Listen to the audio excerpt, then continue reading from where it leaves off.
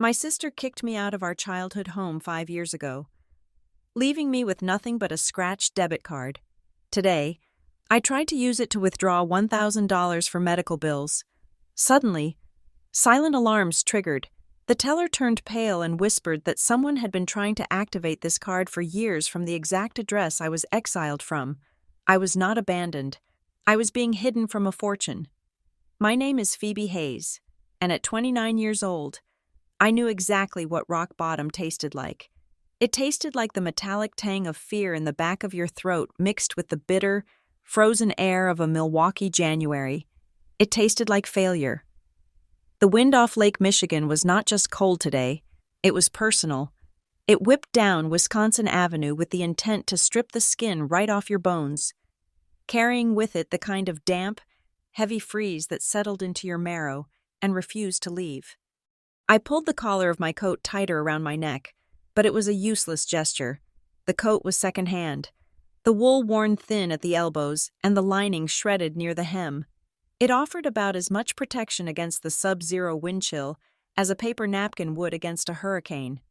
I stood outside the heavy revolving doors of Granite Harbor Trust, hesitating, my breath puffed out in ragged white clouds, vanishing instantly in the gale. Through the thick glass, I could see the golden glow of the lobby. It looked like a temple. It looked like a place where people like me were not just unwelcome, but chemically incompatible. The people inside moved with the languid, easy grace of those who had never had to choose between heating and eating. They wore cashmere. They wore leather that did not crack. They wore the invisible, impenetrable armor of solvency. I looked down at my right hand. It was wrapped clumsily in an ace bandage that had started to fray at the edges, the beige fabric graying from 3 days of constant wear. The throbbing in my wrist was a dull, rhythmic hammer keeping time with my heartbeat, a slip on the ice during a delivery run, a bad fall, a fracture, maybe. I did not know for sure, because I had not paid for the x-ray yet. I could not pay for the x-ray. The urgent care clinic had taped me up and told me to come back when I could put a down payment on the treatment. That was 3 days ago. Now, the pain was a living thing, eating its way up my forearm. I had to go in. I had no choice. The eviction notice was taped to the door of my basement apartment, bright orange and impossible to ignore. The medical bill was sitting on my counter. I needed exactly $1,000. Not a penny less would stop the bleeding of my life. I pushed through the revolving door and the silence of the bank hit me harder than the heat. It was a hushed, reverent silence, broken only by the soft click of expensive heels on marble floors and the low hum of currency counters. The air smelled of floor wax, old paper, and money. It was a specific smell, crisp and dry. I felt the eyes of the security guard on me immediately. He was standing by the pillar, a large man with a bored expression that sharpened into suspicion the moment he saw my boots. They were wet with slush, leaving dark, ugly streaks on the pristine white floor. I kept my head down. I tried to make myself small. I tried to project the energy of someone who belonged here, someone who was just having a rough day, rather than someone who was drowning. I joined the queue behind a woman in a camel hair coat who smelled of vanilla and expensive hair products. She glanced over her shoulder, her eyes sweeping over my damp hair, my bandaged hand, and my worn coat. She took a small, almost imperceptible half step away from me. It was a reflex. She was not trying to be cruel. It was just instinct. I carried the scent of desperation, and desperation was contagious. The line moved agonizingly slowly. Every minute I stood there was another minute for my nerve to break. I clutched the cheap vinyl wallet in my good hand, my fingers digging into the material until they turned white. Inside that wallet was the only thing I had left, a single debit card. It was scratched, the magnetic strip worn, the edges peeling. I had not used it in 5 years. I had not dared to use it. Using it felt like admitting defeat. It felt like crawling back to the people who had thrown me away. But pride was a luxury I could no longer afford. "Next," a voice called out. It was not a welcoming sound. It was a command. I stepped up to the counter. The marble was cold under my fingertips. The teller was a woman in her 40s with hair sprayed into a helmet of perfection and glasses perched on the very tip of her nose. Her name tag read, Brenda. She looked at me, and I saw the assessment happen in real time. She saw the bandage. She saw the coat. She saw the way I was shivering. Even in the warmth of the lobby, her lip curled. Just a fraction of an inch. "Can I help you?" she asked. Her tone suggested that she highly doubted it. "I need to make a withdrawal," I said. My voice sounded rusty, too loud in the quiet space. I cleared my throat and tried again, softer. "A withdrawal." I slid the card across the marble.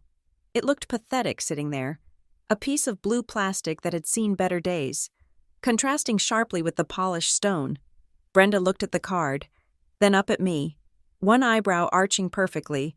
She did not pick it up immediately. She let it sit there, as if touching it might violate some health code. "Insert it into the reader," she said, gesturing vaguely to the machine with a manicured hand. I fumbled with the card. My left hand was shaking, and my right hand was useless in the bandage.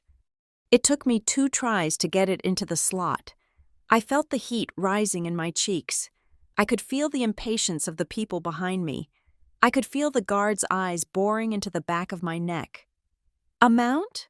Brenda asked, her fingers hovering over her keyboard. $1,000, I whispered. She stopped. She looked at me over her glasses. "I am sorry?" $1,000, I said, forcing the words out. "Please." She let out a short, sharp sigh, a puff of air through her nose that screamed inconvenience. "Do you have identification?" I slid my driver's license across the counter. It was valid. At least, she picked it up, scrutinized the photo, then scrutinized my face. She looked back at the screen. "This card has been inactive for a significant period," she said, her voice loud enough for the next 3 people in line to hear. "We usually require additional verification for dormant accounts, especially for cash withdrawals of this size." "It is my account," I said, feeling the panic rising in my chest like floodwater. "Please, I just need the money." She rolled her eyes. It was a small movement, unprofessional. But she did it. She clearly thought I was wasting her time. She thought I was a junkie, or a drifter. Trying my luck with a found card, she punched a few keys on her keyboard, hitting the enter key with an aggressive snap. Then, the sound happened. It was not a siren. It was not a bell. It was a low, electronic warble that seemed to come from everywhere and nowhere at once. The screen in front of Brenda flashed red. I saw the reflection of the color in her glasses. The lights on her terminal blinked rapidly. My heart stopped, literally stopped. The air left my lungs. Frozen account, stolen card report, police, those were the thoughts that fired through my brain in a chaotic burst. I took a step back, my boots squeaking on the marble. I looked around. The guard was already moving. He was walking toward me, his hand resting on his belt, not on his gun, but close enough. The other customers had stopped their transactions. They were staring. The woman in the camel haircoat was clutching her purse to her chest. "I didn't," I started to say, but my voice failed me. I couldn't explain. I didn't know what was happening. Had Cambria reported the card stolen 5 years ago? Had she erased me completely? Was I about to be arrested for trying to access my own name? Brenda, the teller, had gone pale, all the arrogance, all the superiority, drained out of her face in a single second. Her hands, which had been poised to dismiss me, were now hovering over the keyboard, trembling slightly. She stared at the screen, her mouth opening and closing like a fish on a hook. She picked up the phone at her station. She did not dial. It was a direct line. "Mr. Henderson," she said. Her voice was shaking. "Mr. Henderson, I have a code legacy at window 4. She listened for a second, her eyes flicking up to meet mine. There was no judgment in them anymore. There was only fear, and something else, awe. "Yes, sir," she whispered. "Priority holder. Yes, the physical card is present. Biometrics match the ID. It is her." She hung up the phone. The guard had reached me now. He loomed over me, a wall of navy blue uniform. I flinched, expecting a hand on my shoulder, expecting to be dragged out. "Ma'am," the guard said. I braced myself. "Please step back from the counter and wait right here," he said. His voice was not aggressive. It was respectful, confusingly, terrifyingly respectful. He positioned himself not to block me, but to shield me from the rest of the lobby. Brenda stood up. She smoothed her skirt, but her hands were still shaking. She looked at me as if I had just shed my old coat to reveal wings. "Ms. Hayes," she said. She did not call me honey or sweetie or you. She said my name like it was a title. "Mr. Henderson, the branch manager, is coming out to meet you personally. Please, do not leave." "I don't understand," I stammered. The adrenaline was making me dizzy. The pain in my wrist was a distant, throbbing star. "I just wanted $1,000. Is there a fee? Is there a problem?" "No problem." "Ms. Hayes," Brenda said quickly, too quickly. "There is absolutely no problem. We just did not expect you." The heavy oak door at the side of the lobby flew open. A man in a three-piece suit, looking flustered and out of breath, hurried toward us. He ignored the line of wealthy customers.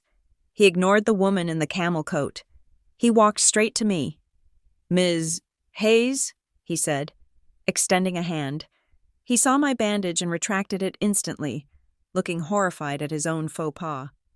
"My name is Arthur Henderson. I am the branch manager. Please, come with me. We shouldn't conduct this business out here on the floor." "I just want my money," I said, my voice barely a whisper. I felt small, cornered, and incredibly confused. "Of course," Henderson said. "You will have access to whatever you need. Please, the VIP suite is this way." He gestured toward the glass-walled offices at the back, the ones with the frosted privacy panes and the leather chairs, the ones I had never even looked at because they belonged to a different universe. I followed him. I had no choice. The guard walked behind me. An escort. I felt the eyes of every person in the bank burning into my back. I walked past the line, past the velvet ropes. As I passed Brenda's window, she leaned forward. She was still holding my old, scratched debit card. She held it with two hands now, reverently, carefully. She signaled for me to wait for a second before I followed the manager. She looked around to make sure no one was listening. Then she leaned over the marble, her face inches from mine. The smell of her perfume was overpowering. "Ms. Hayes," she hissed, her voice a low, frantic whisper. "You need to know." "Know what?" I asked. "The system," she said, her eyes wide. "It shows the access history. It shows the attempts." "What attempts?" I asked. "I haven't used that card in 5 years." "Not you," Brenda whispered. The words came out in a rush, like she was terrified of being silenced. "The card number, the account access. Someone has been trying to activate this specific portfolio for 5 years. They tried over the phone. They tried online. They tried by mail." I stared at her. "Who?" Brenda swallowed hard. She glanced at the manager waiting for me, then back at me. "The geolocation logs are precise, Ms. Hayes," she said. "The attempts came from a residential IP address, from the Pierce estate on Lake Drive." My blood ran cold. Colder than the wind outside. Colder than the snow. The Pierce estate, my parents' house, the house my sister, Cambria, had inherited. The house she had thrown me out of the night after the funeral. "Your sister," Brenda whispered, confirming the horror rising in my throat. "She has been trying to activate this card, repeatedly, from the very house she kicked you out of." The world tilted on its axis. The warmth of the bank suddenly felt suffocating. I looked at the manager, who was holding the door open for me, smiling that anxious, eager smile. I looked at the card in Brenda's hand. For 5 years, I had thought I was trash.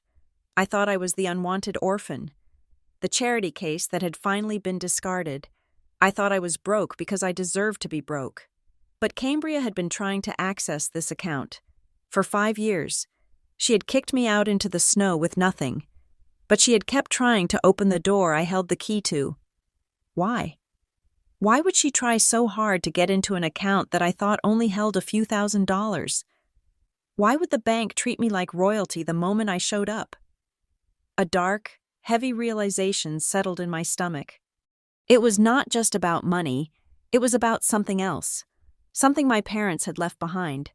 Something Cambria knew about, and I didn't. She hadn't just kicked me out, she had tried to steal my life. I looked at Henderson. I looked at the VIP room. I took a breath, and for the first time in 5 years, I stood up straight. The pain in my wrist didn't matter anymore. The cold didn't matter. I walked toward the manager. I was going to find out what was in that account.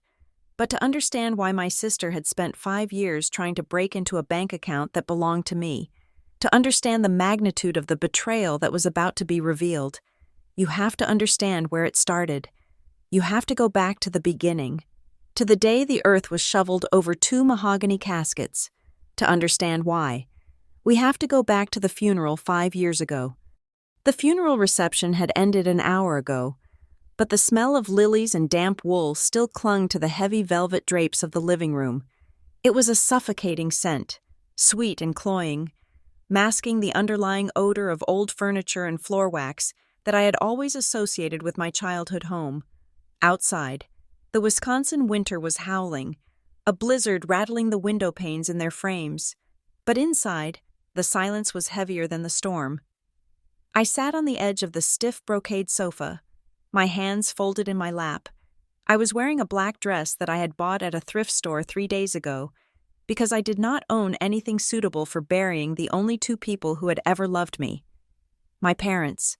The thought still felt like a physical blow, a sharp punch to the gut that left me breathless. Gone, both of them. A slick patch of black ice on the interstate, a semi-truck, and then nothing.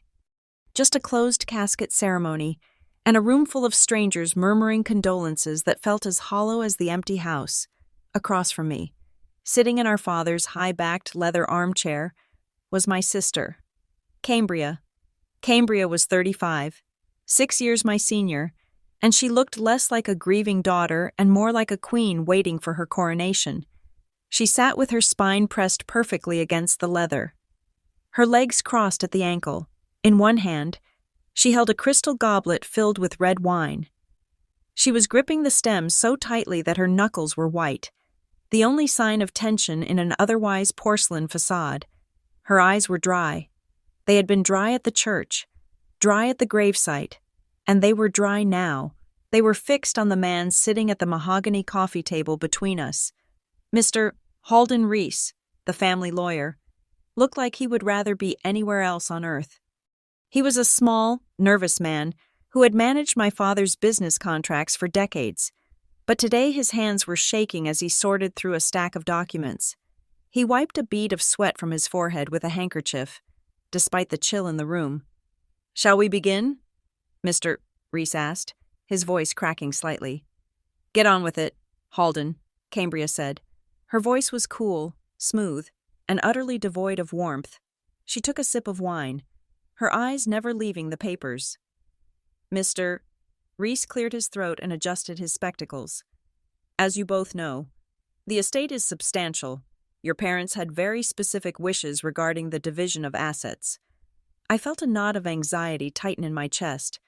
I did not care about the money. I truly did not.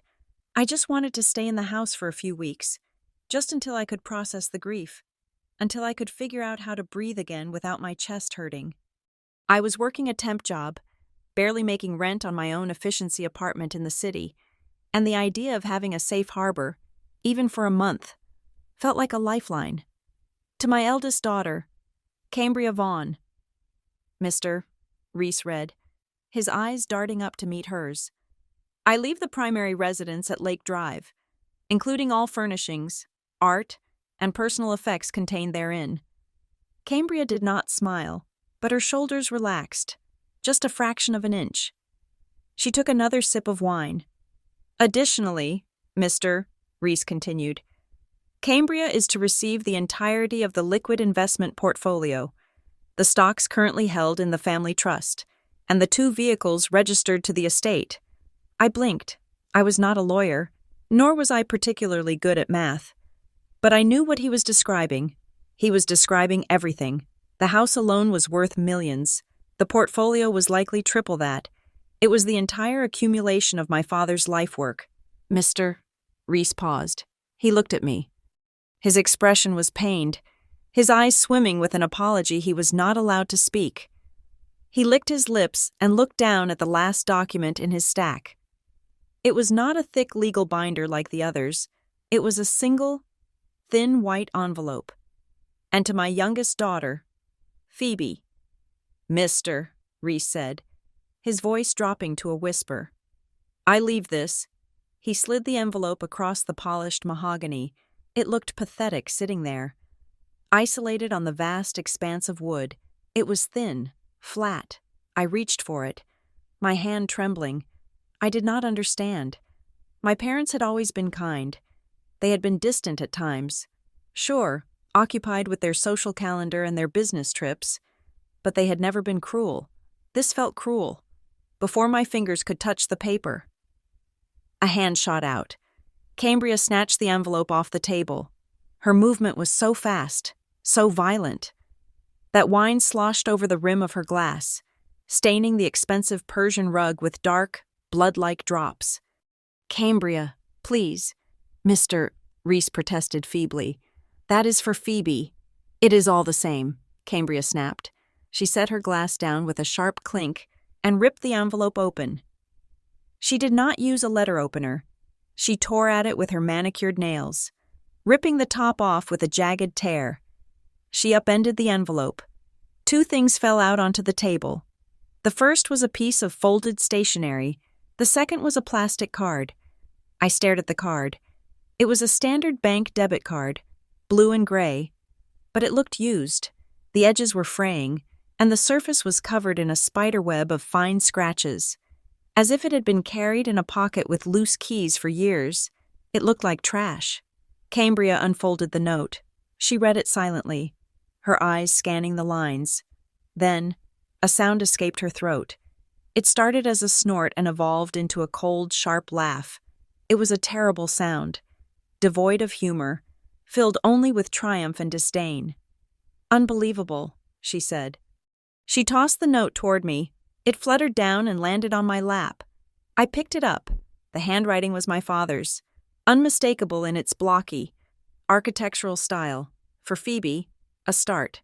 Balance. $1,000. I read it twice. $1,000. I looked up at Mr. Reese. I don't understand.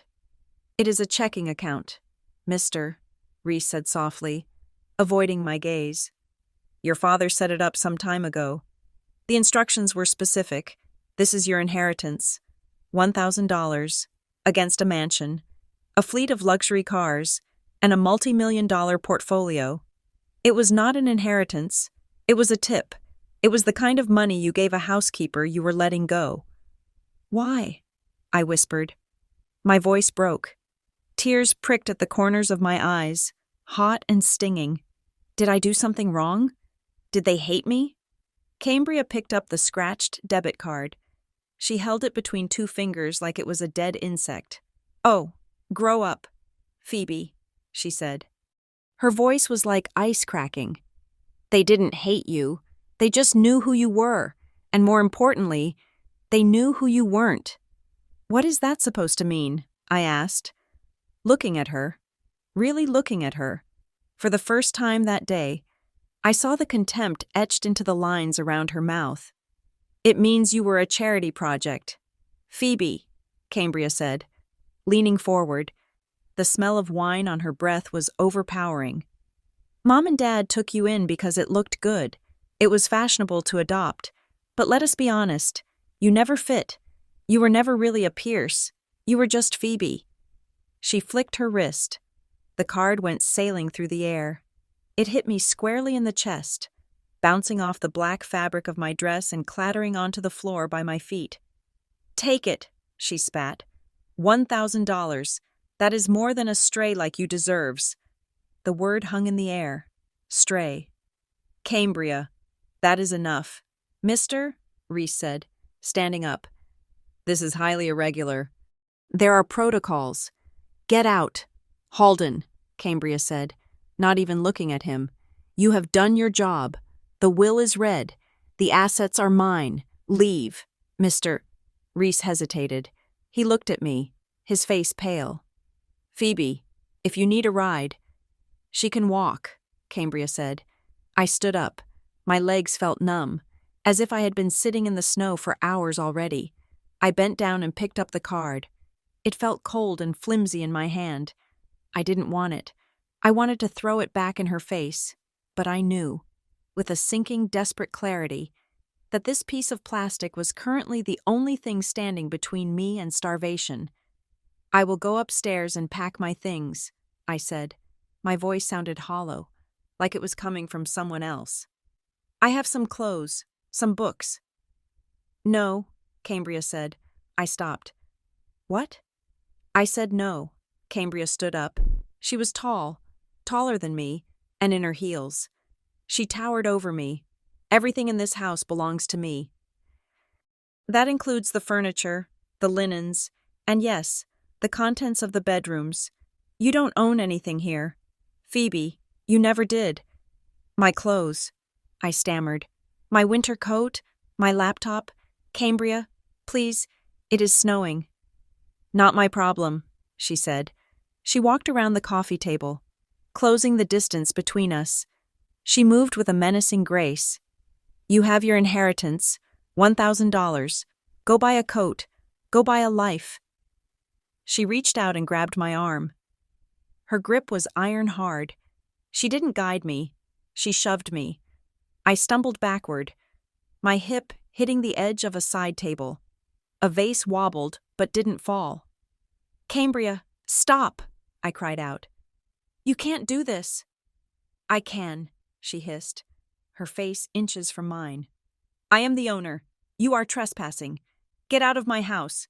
She shoved me again, harder this time. I stumbled into the foyer. The marble floor was slippery under my dress shoes. I tried to regain my balance, but she was relentless. She opened the heavy oak front door. The wind roared in instantly.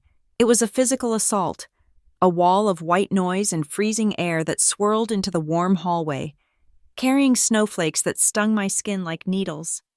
Please, I begged, the dignity draining out of me. Cambria, it is 5 degrees below zero. I don't have a car here. I came with Mr. Reese. Let me just call a taxi. Let me just stay in the foyer until... Goodbye, Phoebe, she said. She placed both hands on my shoulders and pushed with all her strength. I flew backward, stumbling over the threshold, my feet slipping on the icy welcome mat. I landed hard on the stone steps, the impact jarring my spine. The cold wetness of the snow soaked through my thin dress instantly. I looked up, gasping. Cambria stood in the doorway, framed by the golden light of the chandelier behind her. She looked like a demon guarding the gates of hell. Don't come back, she said. If I see you on this property again, I will call the police and have you arrested for trespassing. Then she slammed the door. The sound was final. It was the sound of a coffin lid closing. I heard the heavy thud of the deadbolt sliding home, then the click of the secondary lock, then the silence, broken only by the howling wind. I sat there on the steps for a long moment, too stunned to move. The snow was falling in thick, heavy sheets, erasing the world around me. My parents were dead. My home was gone. My sister had just erased me from the family history books. I looked down at my hand. I was still clutching the card. My knuckles were white, and my fingers were already turning a shade of blue. I forced myself to stand. The wind cut through my black dress as if it were made of gauze. I wrapped my arms around myself, shivering so violently that my teeth chattered. I had to move. If I stayed here, on these steps, I would freeze to death. And Cambria would probably just step over my frozen body in the morning to get the newspaper. I started walking down the long, winding driveway. The snow was up to my ankles. My dress shoes were ruined within 10 steps. soaked through with ice water. I could not feel my toes. The streetlights on Lake Drive were hazy orbs in the storm, distant and uncaring. I reached into my small clutch purse, my phone. Thank God I had my phone. The battery was in the red, 14%. My fingers were so stiff I could barely unlock the screen. I scrolled past the contacts. Not relatives. They would side with Cambria, not work colleagues. I couldn't let them see me like this. I pressed the name that was at the top of my favorites list. Jenna. It rang once, twice. Phoebe? Jenna's voice was warm, surrounded by the background noise of a TV. Hey, how are you holding up? I was just thinking about you. How was the reading? I opened my mouth to speak, but all that came out was a sob. A jagged, broken sound that I couldn't suppress. Phoebe? Jenna's tone changed instantly. Sharp. Alert. Where are you? She kicked me out, I stammered, my voice shaking so hard the words were barely intelligible. She took everything, the house, the money. She threw me out in the snow. Jenna, I am walking down Lake Drive. I don't have a coat. What? Jenna screamed. It is a blizzard out there. Stop walking. Find shelter. I am coming. I have nowhere to go, I whispered. You come to me, Jenna commanded. I am getting in the car right now. Keep moving just enough to stay warm, but stay near the main road so I can find you. Do not hang up. 20 minutes later, I was sitting in the passenger seat of Jenna's beat-up Honda Civic. The heater was blasting at full force, but I was still shaking uncontrollably. Jenna had wrapped me in a spare blanket she kept in the trunk, but the cold seemed to be radiating from inside my bones. She didn't ask questions. She didn't ask for details.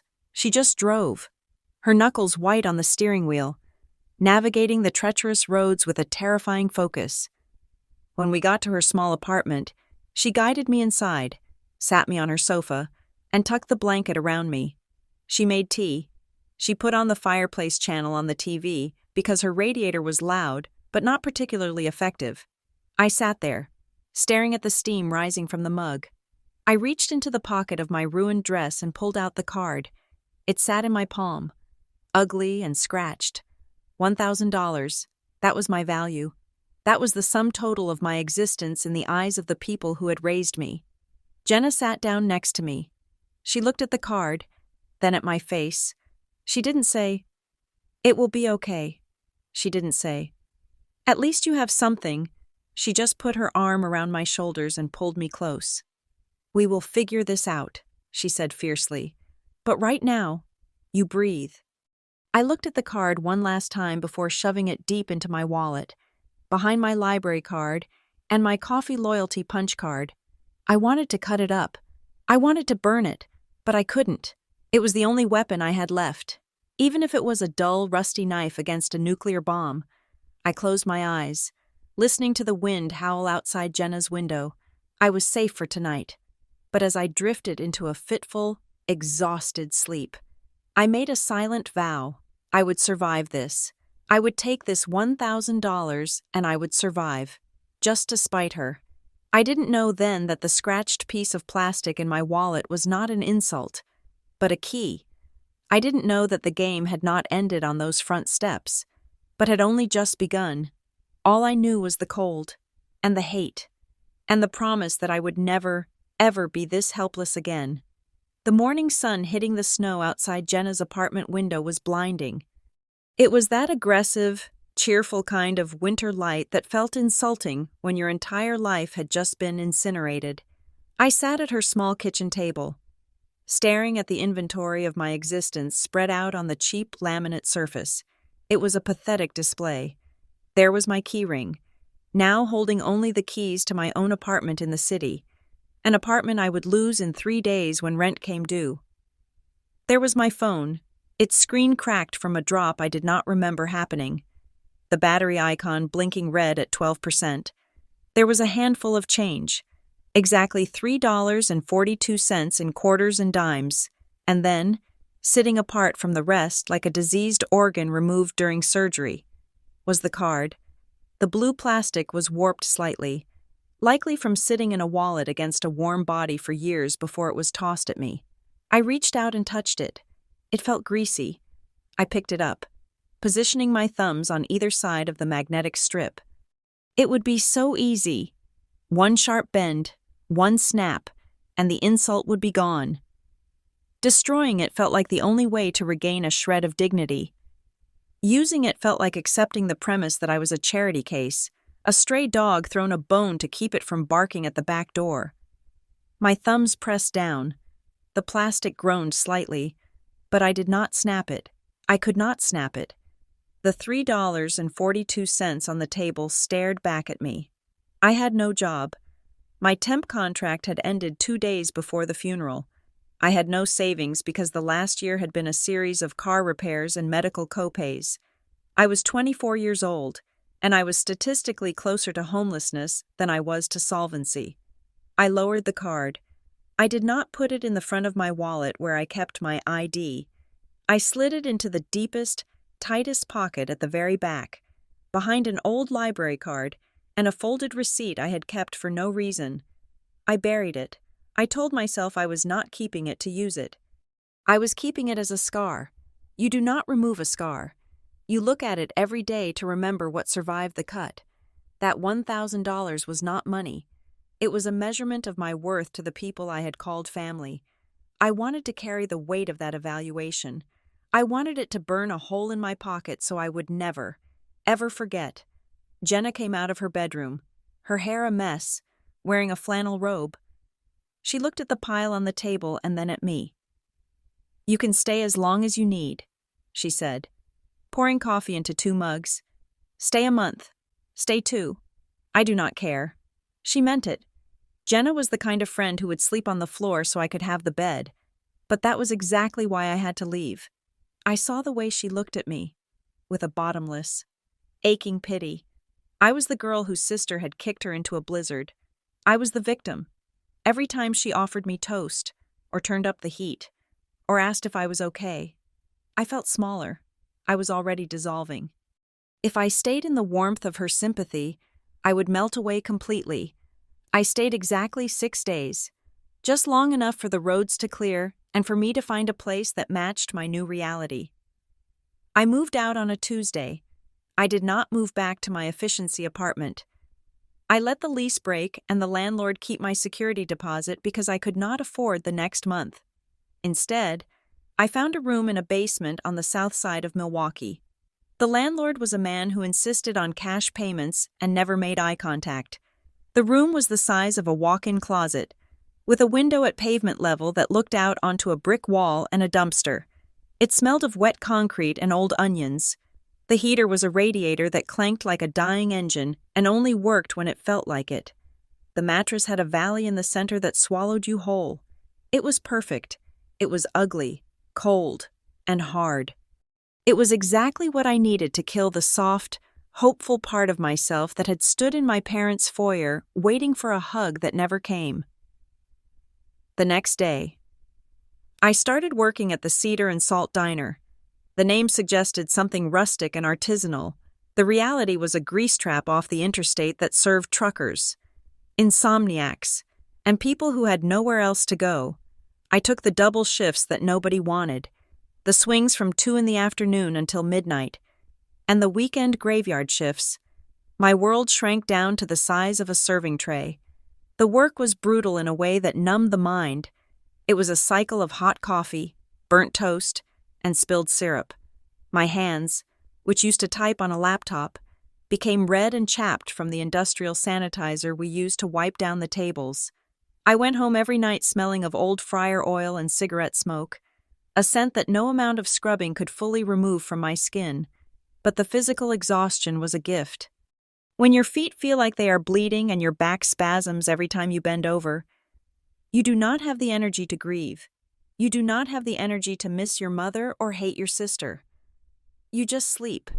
I learned the economics of invisible people. I learned that you can negotiate rent if you offer to shovel the snow for the entire building. I learned that the bakery down the street threw out their day-old bagels at 4 o'clock, and if you were nice to the kid at the counter, he would give you a bag for free.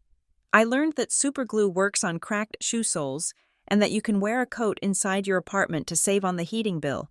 I became a master of the small, humiliating calculations of poverty. Can I afford toothpaste this week?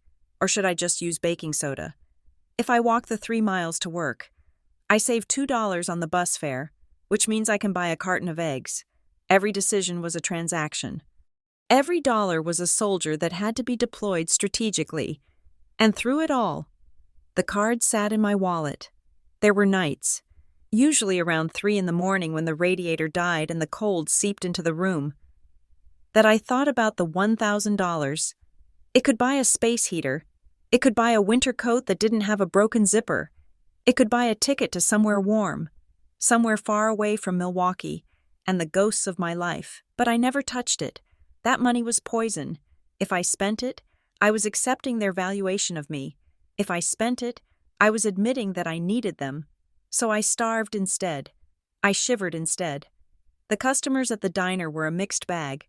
Most were indifferent, looking through me as if I were a vending machine that dispensed eggs. But some were cruel. There was the man who yelled at me because his coffee was lukewarm, calling me stupid and slow. There was the group of college girls who laughed at my shoes, which were held together with duct tape. I took it. I swallowed it. I let their disdain wash over me and harden into a shell. I stopped smiling. I stopped making small talk. I became efficient, silent, and cold. I became a machine. However, no matter how much I tried to isolate myself, the world of the living has a way of leaking in. About 3 months into my exile, 2 women sat in my section during the lunch rush. They were dressed in the kind of casual luxury that screams old money: cashmere sweaters, diamond studs, manicures that cost more than my weekly grocery budget. I recognized them. They were friends of my mother. They had been at the Christmas parties, drinking eggnog and pinching my cheeks when I was a child. I kept my head down, praying they would not recognize the waitress with the dark circles under her eyes and the grease-stained apron. They didn't. To them, the help was invisible. But I could hear them. "Did you see the photos from the house?" one of them asked, stirring sweetener into her iced tea. "Oh, gorgeous," the other replied. "Cambria has done wonders with the place. She ripped out all that heavy mahogany your mother loved. It is all white marble and glass now. Very modern. She bought a new car, too," the first woman said, lowering her voice conspiratorially. "A Porsche, white, to match the house. And the parties. I heard the gala she threw last week was insane. Catering from Chicago, a live jazz band. She is really stepping into the role of matriarch." I stood in the service station, gripping a pitcher of water so hard my fingers cramped. Matriarch. My parents had been in the ground for 90 days. The dirt on their graves hadn't even settled yet, and Cambria was renovating. She was stripping the house of their memory, erasing the mahogany, erasing the history. She was throwing parties in the rooms where we had mourned. She was driving a Porsche bought with the money that should have protected our family legacy. It wasn't just that she had moved on, it was the speed of it. It was the violence of her joy. She wasn't just living, she was celebrating. She was celebrating her freedom, and her freedom was built on my erasure. I walked over to their table and poured the water. My hand was steady, rock steady. "Everything okay with the salads, ladies?" I asked. My voice was flat, unrecognizable to my own ears. "Fine, thank you," the woman said, not even looking up from her phone. I walked back to the kitchen and stood by the dishwasher. The steam hit my face, hot and wet. I didn't cry. I think I had forgotten how to cry. Instead, I felt a cold, hard knot form in the center of my chest. It was dense and heavy, like a collapsed star. That night, the dream changed. For months, I had dreamed of the door, the heavy oak door slamming shut, the sound of the deadbolt, the cold wind hitting my face. In the dream, I would bang on the wood, screaming for my father, screaming for my mother, begging to be let back in. I would wake up sweating, my heart racing, feeling the phantom cold of the snow. But that night, after hearing about the white marble and the white Porsche, The dream shifted. In the dream, I was standing outside the door again. The snow was falling. The wind was howling. But this time, I didn't knock. I didn't scream. I didn't beg. I stood there in the silence, and I watched the house. I watched the lights in the windows. I saw the shadows of the people dancing inside. I saw Cambria laughing, holding her glass of wine. And in the dream, I turned around. I turned my back on the house. I started walking into the dark, into the storm. I wasn't afraid of the cold anymore. I was the cold. I woke up in my damp basement room, the radiator clanking in the corner. It was 4 a.m. The room was freezing, but I threw the covers off. I sat up on the edge of the mattress. I reached for my wallet and pulled out the card. In the dim light of the street lamp filtering through the dirty window, the scratched numbers looked like hieroglyphics. $1,000. They thought this was my end. They thought this was the period at the end of my sentence. They thought I would fade away, die of exposure, or become just another tragic story of a girl who couldn't make it on her own. They were wrong. I placed the card on the nightstand. It wasn't an inheritance anymore. It was a wager. If they wanted me to disappear, I would disappear. I would vanish so completely that they would forget I ever existed. I would let them think they had won. I would let Cambria have her parties and her marble floors. I would let her believe that the stray had frozen to death in the wilderness. But I wasn't dying. I was molting. I would take the pain, the hunger, the humiliation, and I would use it as fuel. I would work double shifts until my feet bled. I would save every penny. I would climb out of this basement, inch by bloody inch, and when I finally came back, because I would come back, I wouldn't be the little sister begging for a coat. I would be something they wouldn't recognize. I would be a storm they didn't see coming. I lay back down. But I didn't sleep. I watched the dust motes dance in the shaft of light. Planning my next move, the tears were gone, the fear was gone. All that was left was the work, and I was ready to work. Time does not heal all wounds. That is a lie people tell you to make the silence of grief more comfortable for them. Time does not heal. Time calcifies. It takes the raw, bleeding edges of a trauma and hardens them into something durable, something that can bear weight. Over the next 5 years, I did not heal. I built. I kept the job at the Cedar and Salt Diner because I needed the stability. But a waitress wage in Milwaukee does not cover a life, not even a small one. So I took a second job. I signed on as a courier for Lakefront Quick Drop, a local delivery service that specialized in the things big shipping companies found too inconvenient. I drove a beat-up sedan I had bought for $800 from a mechanic who took pity on me. It smelled of wet dog and gasoline. But the heater worked, mostly. My days became a blur of geography and exhaustion. I woke up at 5 a.m. to open the diner. I poured coffee until 2 p.m. Then I traded my apron for a heavy canvas jacket and drove until 10 or 11 at night, delivering court documents, last-minute architectural blueprints, and medical samples across the city. I stopped being Phoebe the daughter, or Phoebe the sister. I became Phoebe the machine. Every Friday, I sat at my wobbly kitchen table and performed the ritual of the bills. I treated every single dollar not as currency, but as a living brick. This $5 was a brick in the wall that kept the cold out. That $10 was a brick that kept the lights on. I paid off my student loans aggressively, attacking the principal with a ferocity that bordered on obsession. I did not buy new clothes. I did not go to the movies.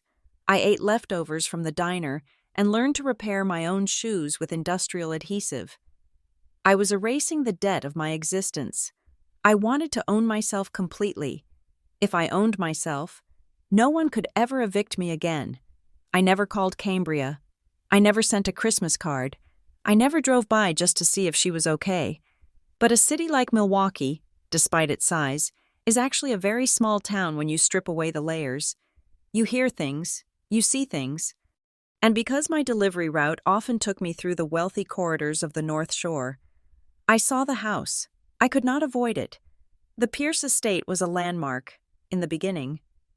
I used to hold my breath when I drove past the iron gates. my heart hammering a frantic rhythm against my ribs. But after the first year, the panic faded into a cold, clinical observation. The house had changed. My parents had always preferred a quiet, understated elegance. The lights were warm, the landscaping manicured but natural. Under Cambria's reign, the house had turned into a scream. It was always lit up, even at 2 a.m. Floodlights washed the white brick facade in a harsh, interrogator's glare. There were always cars in the driveway, not family cars, but flashy, rented things, limousines, sports cars with aggressive engines that growled through the neighborhood. I remember driving past one Tuesday night in November. It was raining, a cold, miserable sleet that turned the roads into mirrors. I had a delivery for a house 3 doors down. As I rolled past my old home, I saw a valet stand set up in the driveway.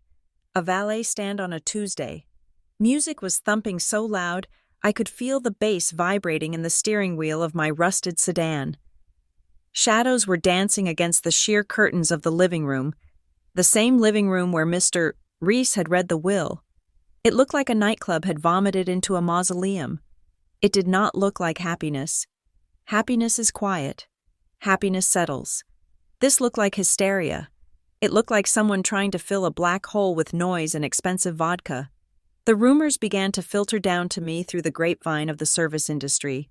Waitresses talk, bartenders talk, and eventually, the stories about the Vaughn heiress reached the Cedar and Salt.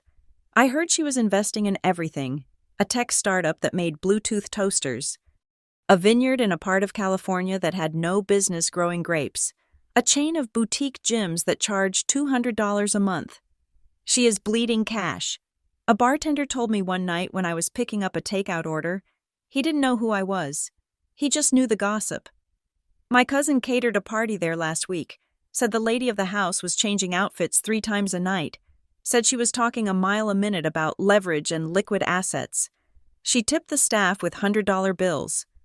But she declined credit cards on the final invoice, had to pay by check. I listened, and I felt a strange, cold vibration in my stomach. Leverage. That was a dangerous word. Then came the letter.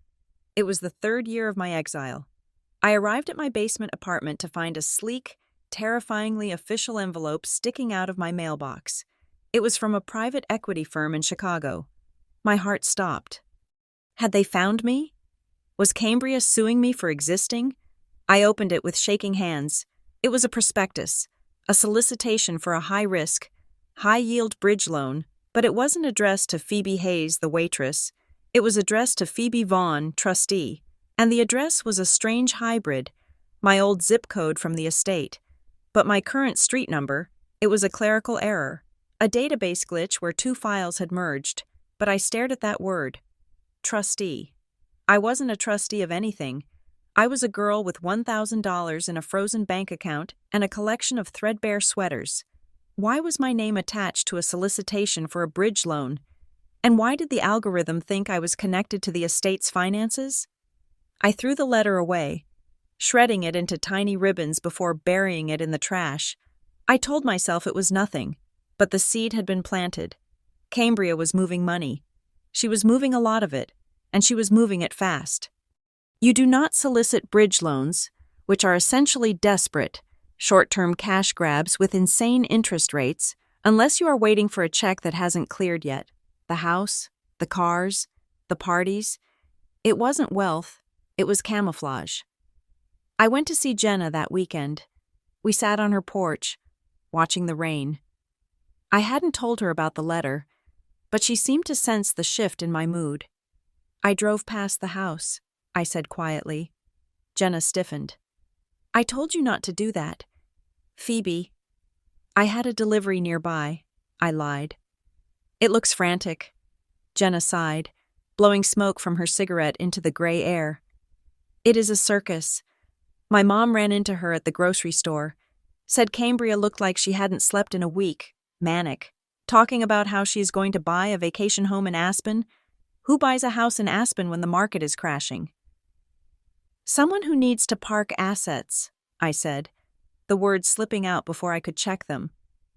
Jenna looked at me sharply. Don't? Don't go down that rabbit hole. She kicked you out. Phoebe, she made her choice. If she burns that house to the ground, you let her. You are out. You are safe. Am I? I asked. I feel like I'm waiting for the other shoe to drop. You can't live like that forever. Spending money you don't generate. She has the trust, Jenna said. Your parents were loaded. She can probably burn money for another decade before she hits the bottom. Maybe, I said, but I didn't believe it. I knew my father. He was conservative with money. He didn't believe in excess. If Cambria had access to the main vault, she would be spending the interest, not the principal, but this behavior. The bridge loans, the frantic investing, the refusal to use credit cards for catering. This smelled like she was digging into the foundation. It smelled like she was trying to outrun something. I went back to my basement. I pulled out my wallet. The leather was cracked now, worn smooth by 5 years of friction. I dug into the back pocket and pulled out the card. It hadn't seen the light of day in months. The blue plastic was dull. The scratch across the magnetic strip seemed deeper, like a canyon on a map. I held it up to the light. $1,000. Why had she been so angry when she gave it to me? Why the theatrical cruelty? If she had won everything, the millions, the house, the legacy, why did she need to humiliate me over a checking account with a pittance in it? Unless it wasn't a pittance, the thought was dangerous. It was a spark in a room full of gasoline. I blew it out immediately. No, Halden Reese had read the will. Balance, $1,000. My father had written the note. It was real. I was the $1,000 daughter. I put the card back. I treated it like a radioactive isotope. It was there, pulsing silently, but I couldn't touch it. I focused on the work. I worked until my hands were raw. I worked until the bags under my eyes were permanent bruises. Then came the winter of the 5th year. It was a brutal season, even for Wisconsin. The snow did not stop. It piled up in dirty gray mounds on the street corners, narrowing the roads, suffocating the city. I was finishing a shift at the diner. It was 11 at night. The place was empty except for a trucker nursing a slice of cherry pie and the cook, who was scraping the grill with a rhythmic, metal-on-metal rasp. I was wiping down the counter. My hand brushed against the hot metal of the coffee urn. It was a stupid mistake, a moment of distraction. Damn it, I hissed, pulling my hand back. A red welt rose instantly on the side of my palm. Right below the thumb. It wasn't serious, just painful. I ran it under cold water, wrapped it in a paper napkin, and kept working. Later, walking home. I looked at the burn. It throbbed in the cold air. I stopped under a street lamp. The snow was falling softly now, large flakes that spiraled down like feathers. I looked at my hand, red and raw. I was 29 years old. I had no family. I had no home. I had a burn on my hand and a bank account that I scraped to fill every month, but I was still here. I looked in the direction of the lake, toward the house I couldn't see but could feel. You are scared, I whispered to the empty street. You are scared, Cambria, and you should be. I didn't know what was coming. I didn't know that in 48 hours, I would be standing in that bank lobby. I didn't know that my entire reality was about to shatter. All I knew, standing there in the snow with my burned hand, was that the silence was ending. The 5 years of quiet were over. The debt was paid. And whatever my sister was hiding in that house of lights and noise, it was about to come out. I could feel it in the wind. The storm wasn't just passing through. It was circling back. I tucked my hand into my pocket, my fingers brushing against the wallet. One day, I said, one day soon, I will know. I turned and walked the rest of the way to my basement, the sound of my boots crunching on the snow like the ticking of a clock. The countdown had begun. Even if I didn't know it yet, the wait was over. The game was about to change. The collapse of my life did not happen with a bang. It happened with a wet, sickening crunch on a Tuesday night. I was running a delivery for Lakefront Quick Drop. It was a rush order. A box of legal depositions that had to be in a drop box in the financial district before midnight. The city was encased in a layer of ice that had formed after a freezing rainstorm earlier in the evening. The sidewalks were deceptive. They looked wet, but they were actually sheets of black glass. I parked my car, leaving the engine running to keep the heater alive. I grabbed the box. It was heavy, maybe 15 pounds. I tucked it under my left arm and jogged toward the building entrance. I made it 3 steps. My boot hit a patch of unsalted concrete. There was no traction, no friction, just a sudden, terrifying loss of gravity. My feet went out from under me. I fell backward, twisting in the air to save the box, because if I damaged the documents, I lost the job. I saved the box. I sacrificed my body. I landed hard on my right side. My hand shot out instinctively to break the fall, catching the full weight of my body and the momentum of the drop on the concrete stairs. I heard it before I felt it, a sharp, dry snap, like a tree branch breaking in a winter storm. Then the pain hit. It was a white-hot spike that shot up my arm and exploded behind my eyes. I gasped, lying there on the freezing ground. The breath knocked out of me. The world went gray for a second. I lay there, staring up at the amber glow of the street lamp, waiting for the nausea to pass. I managed to stand up. I delivered the box. I drove myself to the nearest urgent care clinic, steering with my knees and my left hand, biting my lip until it bled to keep from screaming every time the car hit a pothole. The doctor was tired. He looked at my wrist, moved it once, which made me nearly vomit, and shook his head. "Severe sprain," he said, scribbling on a chart. "Possible hairline fracture. I cannot tell without a better X-ray, but the swelling is bad. You have torn ligaments." "Wrap it up," I said, my voice tight. "I have a shift tomorrow." He looked at me over his glasses. "You do not have a shift tomorrow, young lady. You do not have a shift for at least 2 weeks. If you lift anything heavier than a coffee cup with this hand, you are going to need surgery.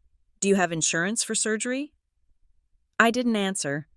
We both knew I didn't. He wrapped it in a thick ace bandage and gave me a prescription for painkillers that I knew I wouldn't fill because they cost $40. 2 weeks, he repeated.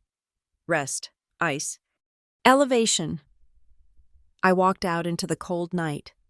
2 weeks. 2 weeks was not a vacation. 2 weeks was a death sentence.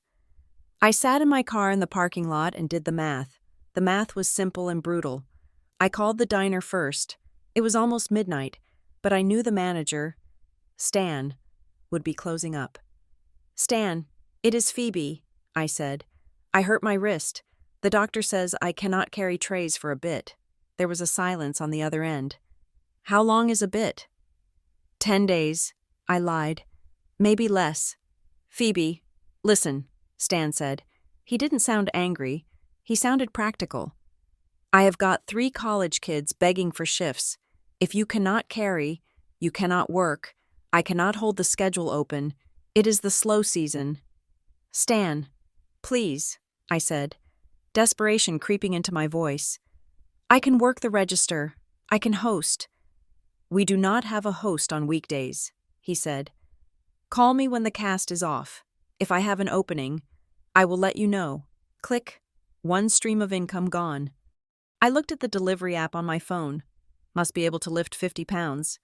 That was the first requirement in the contract. I couldn't drive a stick shift with one hand, and I certainly couldn't haul boxes. 2nd stream of income gone. I went home. I climbed into my bed fully clothed because I was shivering from the shock and the pain. I stared at the ceiling. I had $42 in my checking account. Rent was due in 3 days. The next morning, the dominoes fell faster. My landlord, Mr. Kovac, knocked on my door at 8 in the morning. He was a man who smelled of garlic and old tobacco.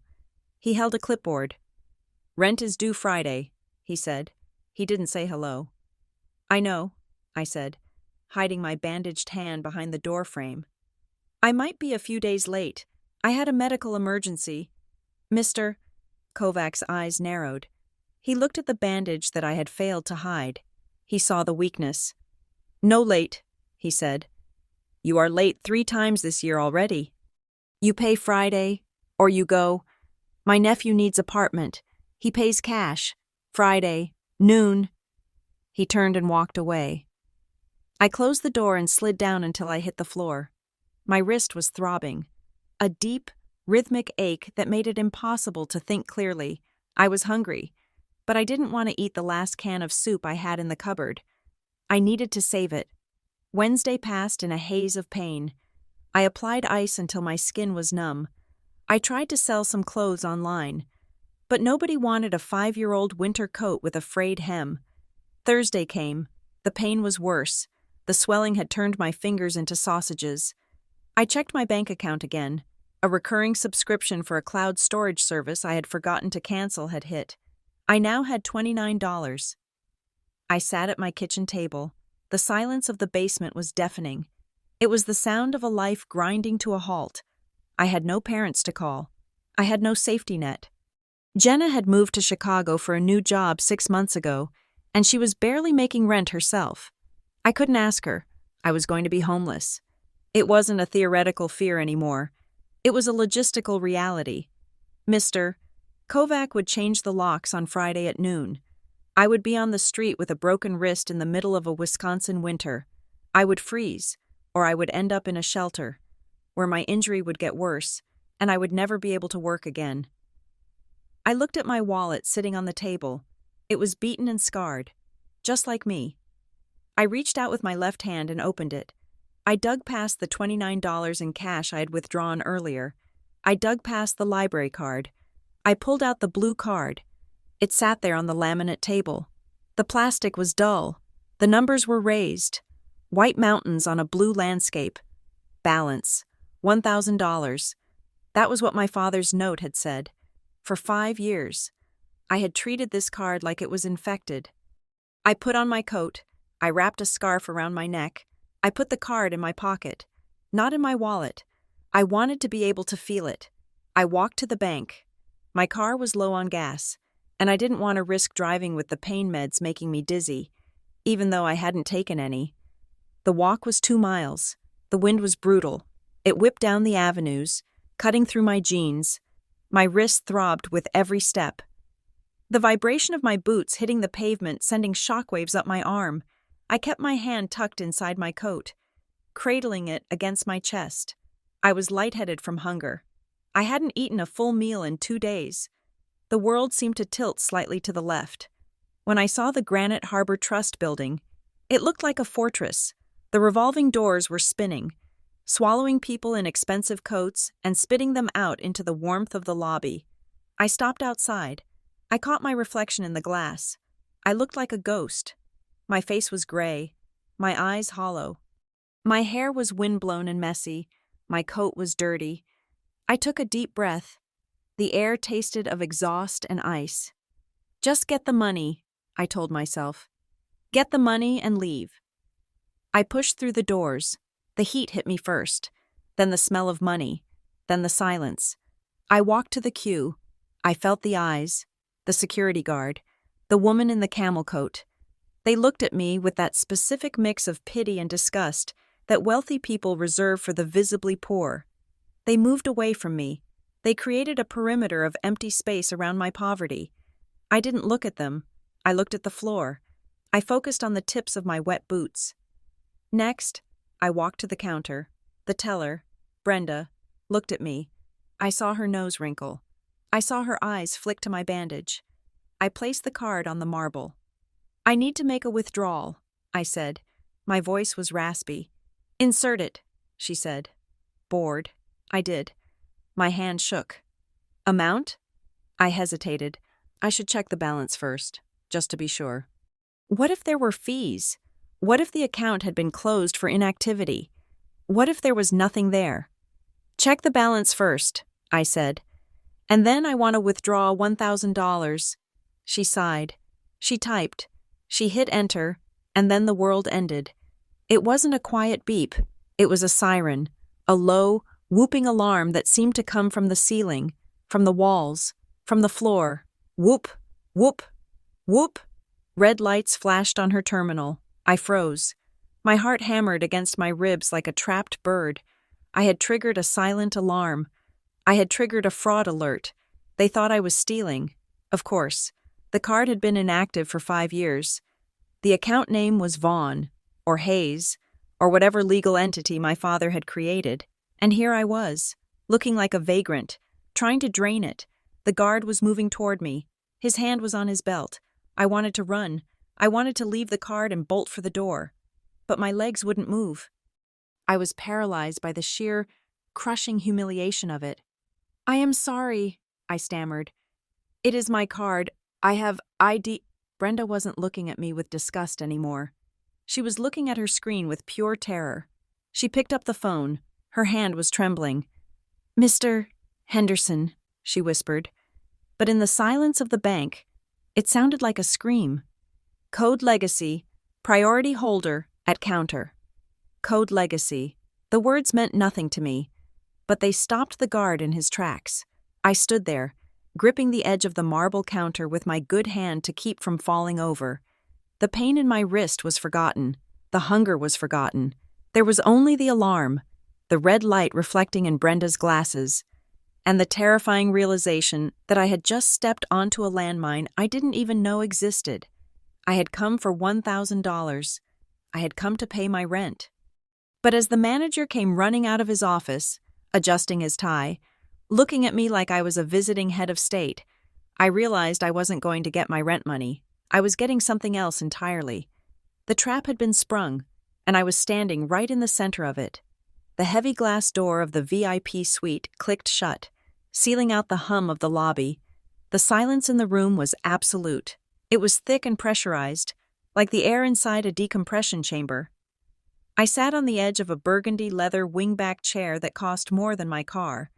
My dirty canvas coat was a stark, ugly stain against the pristine upholstery. I kept my injured hand cradled against my chest, the throbbing pain now a dull, rhythmic background noise to the roaring panic in my head. Across from me, Arthur Henderson, the branch manager, was pacing. He was not acting like a man who had just caught a vagrant trying to commit fraud. He was acting like a man who had just discovered a live grenade in his desk drawer and was terrified of pulling the pin. He stopped at a sidebar and poured a glass of water from a crystal carafe. His hands were shaking slightly. He placed the glass on the coaster in front of me. "Please," he said, his voice hushed. "Drink. You look like you have been through a war. Ms. Hayes." "I just want my money," I said. My voice was brittle, cracking on the last syllable. "I have $29 in my account. I need the $1,000 from the card. If there is a fee, take it. Just give me the cash so I can pay my landlord and leave." Henderson looked at me. He looked at the bandage on my wrist. He looked at the hollows under my cheekbones. A strange expression crossed his face. Not pity, but a kind of horrified realization. "Ms. Hayes," he said slowly, sinking into the chair opposite me. "You believe there is $1,000 on this card?" "My father left me a note," I said, feeling the defensive anger rising again. It said, "Balance, $1,000. I can show you the note. I still have it." Henderson let out a long breath. He reached onto his desk and picked up the blue card. He held it by the edges, treating it with a reverence that bordered on religious. The note was accurate. Technically, Henderson said. $1,000 was the minimum liquidity required to keep the account active without triggering a dormancy closure. It was the floor. Ms. Hayes, not the ceiling. I stared at him. The room seemed to tilt. "What are you talking about?" "This is not a debit card," Henderson said. "This is a legacy access key. In our internal system, we call it a skeleton key. It is a physical token linked to a blind trust structure that was established 30 years ago. It does not pull from a checking account. It pulls from a diversified portfolio of securities, bonds, and real estate holdings that have been compounding interest since before you were born." He turned his computer monitor around so I could see the screen. "I need you to look at this," he said. I leaned forward. The screen was a wall of numbers, rows and columns of data, dates, and transaction codes. But my eyes went to the bottom right corner, to the line labeled Total Net Liquidity. I blinked. I rubbed my eyes with my good hand and looked again. The number did not make sense. It was too long. There were too many commas. Is that? I started, but my throat closed up. 7,420,318.42. Henderson read the number aloud. His voice was steady, factual. And that is just the cash position, the underlying assets, the property titles, the bond yields, bring the total valuation closer to $12 million. I sat back. The leather chair squeaked. $12 million. For 5 years. I had eaten ramen noodles. For 5 years. I had walked to work in the snow to save bus fare. For 5 years. I had sewn my own clothes and negotiated with slumlords. This is a mistake, I whispered. This is Cambria's money. My sister, she got everything. The will said she got everything. The will covered the public estate, Henderson said. The visible assets, the house, the cars, the personal checking accounts. This trust was created separately. It is an irrevocable trust, established under a layer of shell corporations to ensure total anonymity. It operates outside the probate process. It does not exist in the public record. He tapped a key on his keyboard. A new window opened. The trust has a single beneficiary, he said. Phoebe Hayes, not Cambria Vaughn, just you. I felt a wave of nausea. Why? I asked. If I have $12 million, why did they leave me a note saying I had 1,000? Why did they let me get thrown out into a blizzard? Why did I have to suffer? Because the trust has conditions, Henderson said. It is what we call a dead man's switch protocol. The funds are locked until the beneficiary physically presents the key, the card, at a branch location. No remote access, no wire transfers. You had to walk in here. You had to bring the card. He looked at me intently. And you had to do it alone. I don't understand, I said. Tears were streaming down my face now, hot and angry. This is cruel. This is a game. It is a protection mechanism, Henderson corrected. Ms. Hayes, look at the access logs. He pointed to a list of red text scrolling down the left side of the screen. See these timestamps? He asked. October 14th, 2021. March 3rd, 2022. December 24th, 2023. Every single one of these entries represents a failed attempt to access this account. Who? I asked, though I already knew the answer. The attempts originated from a secure residential IP address, Henderson said, located at 4402 Lake Drive, the address of the estate. Your sister, Henderson said, she knew about the trust, or at least, she suspected it existed. She has been trying to crack the encryption for 5 years. She hired forensic accountants. She hired hackers. We have blocked 3 separate phishing attempts targeting our internal servers. I stared at the red text. Cambria. She hadn't just kicked me out because she hated me. She had kicked me out because she needed me gone so she could find the money. She knew there was more. She knew our parents wouldn't just leave their favorite daughter, the useful one, as she called herself, with nothing. But she had it backward. She thought she was the beneficiary. She couldn't get in, Henderson said, because she didn't have the card. You did. You were carrying $12 million in your wallet while you were scrubbing floors. She tried to take it from me, I said, remembering the funeral. She threw it at me. She threw it in my face. Because she thought it was empty, Henderson said. She thought it was a joke. She didn't know the card was the account. She was looking for a bank book, a file, a password. She threw away the key because she didn't recognize the lock. I looked at my hand, the hand that had held the card for 5 years, the hand that was now broken and swollen because I was delivering boxes for minimum wage. I started to laugh. It was a jagged, hysterical sound that hurt my chest. I could have bought the bank, I said. I could have bought the diner. I could have bought the apartment building.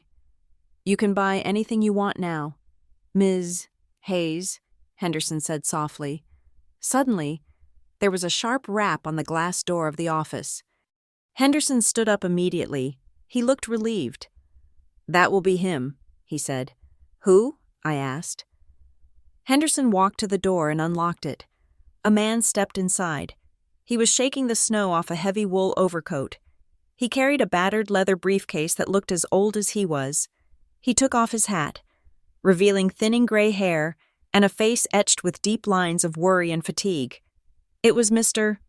Halden Reese, the family lawyer, the last time I had seen him. He was standing in the living room of the estate, letting Cambria scream at him. He had looked weak then, defeated, but today, he looked different. He looked like a man who had finally reached the finish line of a marathon. "Hello, Phoebe," he said. His voice was warm, thick with emotion. "Mr. Reese?" I whispered. "You knew." "I knew," he admitted. He placed the briefcase on the desk. "And God help me, it has been the hardest 5 years of my life keeping quiet." "Why didn't you tell me?" I demanded, standing up. "If you had known you had $12 million, what would you have done?"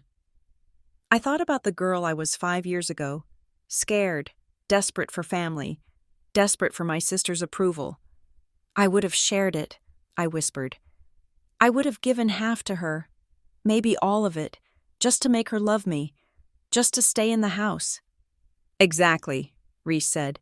"Your parents knew that. They knew Cambria is a predator. They knew she would guilt you, manipulate you, and bleed you dry within a year.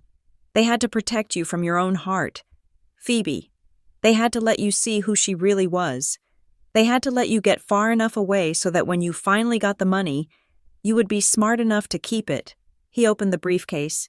He pulled out 3 items and placed them on the desk next to the blue card. The first was a letter. The envelope was cream-colored, heavy stock. The handwriting on the front was elegant and looping, my mother's hand. The second was a small, silver flash drive. It was taped to a piece of cardboard with the date, November 12, 2020, written on it, 2 days before the accident. The third was a thick manila envelope. It was sealed with red wax. On the front, in my father's blocky printing, were the words, "Open when you think you are abandoned." "They recorded a video," Reese said, gesturing to the flash drive. "And your mother wrote the letter the night they signed the trust documents. They had a feeling. Phoebe, your father, he discovered some things about Cambria's finances, about the people she was involved with. He was terrified for you." I reached out and touched the letter from my mother. It felt warm, as if she had just held it. "He wanted you to be tough," Reese said gently. "He wanted you to survive the winter so you could appreciate the spring. I know it seems cruel. I argued with him about it. I told him 5 years was too long. But he said, she needs to know she can survive without us. Because once she knows that, nobody can ever hurt her again." I looked at the manager, then at the lawyer, and finally at the card. I wasn't the girl who had walked into the bank 20 minutes ago. That girl was a victim. That girl was a beggar. The person sitting in the leather chair now was a survivor. I was a millionaire, and I was the holder of the only key to the fortress my sister had been trying to storm for half a decade. "I want to see it," I said. "See what?" Reese asked. "The video," I said. "I want to hear them say it." Henderson nodded. He plugged the flash drive into his computer. He turned the monitor toward me again. A media player window popped up. A thumbnail image appeared. It was my parents. They were sitting on the sofa in the living room, the old living room, with the mahogany and the warm light, before Cambria had turned it into an ice palace. My mother looked tired. My father looked grim. Henderson clicked play. The silence of the room was broken by my father's voice, tinny through the computer speakers, but unmistakably him. "Testing," he said. "Is the red light on?" "Okay." He cleared his throat. He looked directly into the camera lens. He looked directly at me across the chasm of death and time. "Hello, Bean," he said. Bean, his nickname for me. The dam inside me broke. I covered my mouth with my bandaged hand to stifle the sob that ripped through my chest. "If you are watching this," my father said, "it means you made it. It means you walked into that bank on your own 2 feet. It means you survived." He reached out and took my mother's hand. She squeezed it. "We have to tell you a story, Phoebe," my mother said softly. "A story about why we did this, and a story about your sister. It is not a happy story, but it is the truth, and the truth is the only weapon you have left. I leaned in, my tears dripping onto the expensive leather of the chair. I was ready. I was ready to hear the story. I was ready to understand why love had looked so much like abandonment. "Play it," I whispered. "I am listening." I reached for the cream-colored envelope first. My hand, the one not wrapped in the beige bandage, shook so violently that I had to press my palm against the cool mahogany of the desk just to steady it. The room was silent, save for the hum of the computer fan and the ragged sound of my own breathing. I recognized the scent before I even opened the flap. It was not just paper, it was a faint, lingering trace of gardenia perfume. My mother's scent. It hit me like a physical blow, stripping away 5 years of calloused armor in a single second. I was not 29 years old anymore. I was a child again, waiting for her to come home. I slid the letter out. The paper was heavy, expensive stock. The handwriting was unmistakable, looping, elegant cursive that leaned slightly to the right. It was the handwriting that had signed my report cards, my permission slips, and my birthday cards. Seeing it now, knowing the hand that wrote it was cold and gone, felt like seeing a ghost. I read the first line, "My dearest, sweet Bean." The tears came then. They did not fall gently. They burned. They spilled over my cheeks and dripped onto my coat. Hot and fast. Bean. Nobody had called me that in 5 years, if you are reading this. The letter began. "Then the worst has happened, and we are gone. And if you are reading this, it means you have hated us for a long time. You have cursed our names in the dark. You have felt abandoned. You have felt like an orphan in the truest, cruelest sense of the word." I wiped my eyes, smearing the tears, trying to focus on the ink. "Please know that every tear you cried was a knife in our hearts, even from the grave. We had to break your heart, my darling, to save your life. We had to make you invisible so you could be safe. Please, watch the video, let your father explain, and then, please, forgive us." I lowered the paper. I could not breathe. My chest felt like it was being crushed by a vice. Safe? How was starving in a basement safety? How was freezing in the snow safety? "Play it," I whispered to Henderson. My voice was a wreck. "Play the video." Henderson clicked the mouse. The media player on the screen maximized. The image was grainy, but the faces were clear. My parents sat side by side on the sofa in the old study. My father wore his favorite gray cardigan, the one with the suede patches on the elbows. My mother was wearing a high-collared blue blouse. They did not look like the titans of industry everyone thought they were. They looked small. They looked terrified. My father spoke first. He leaned toward the camera, his eyes dark with fatigue. "Phoebe," he said, "we do not have much time. We are recording this because things are escalating. You know your sister. You know Cambria is difficult, but you do not know the truth." He glanced at my mother. She nodded, her lips pressed into a thin, white line. "About 6 months ago," my father continued, "I found the ledgers. I knew Cambria had a spending problem, but I thought it was just clothes and cars. I was wrong. Cambria has a gambling problem, not casinos. Phoebe, speculation. She has been leveraging her future inheritance against high risk, off-market derivatives, and she has been losing." I stared at the screen. Cambria? The golden child? The one who sneered at me for buying generic brand cereal? "It is worse than that," my mother added, her voice trembling. "She borrowed money to cover the losses. She didn't borrow from banks. She borrowed from private lenders. The kind of people who do not file lawsuits when you miss a payment. They send men to your house." My blood ran cold. The memories of the flashy cars in the driveway, the frantic parties, the constant noise at the estate, it all clicked. It wasn't celebration, it was distraction.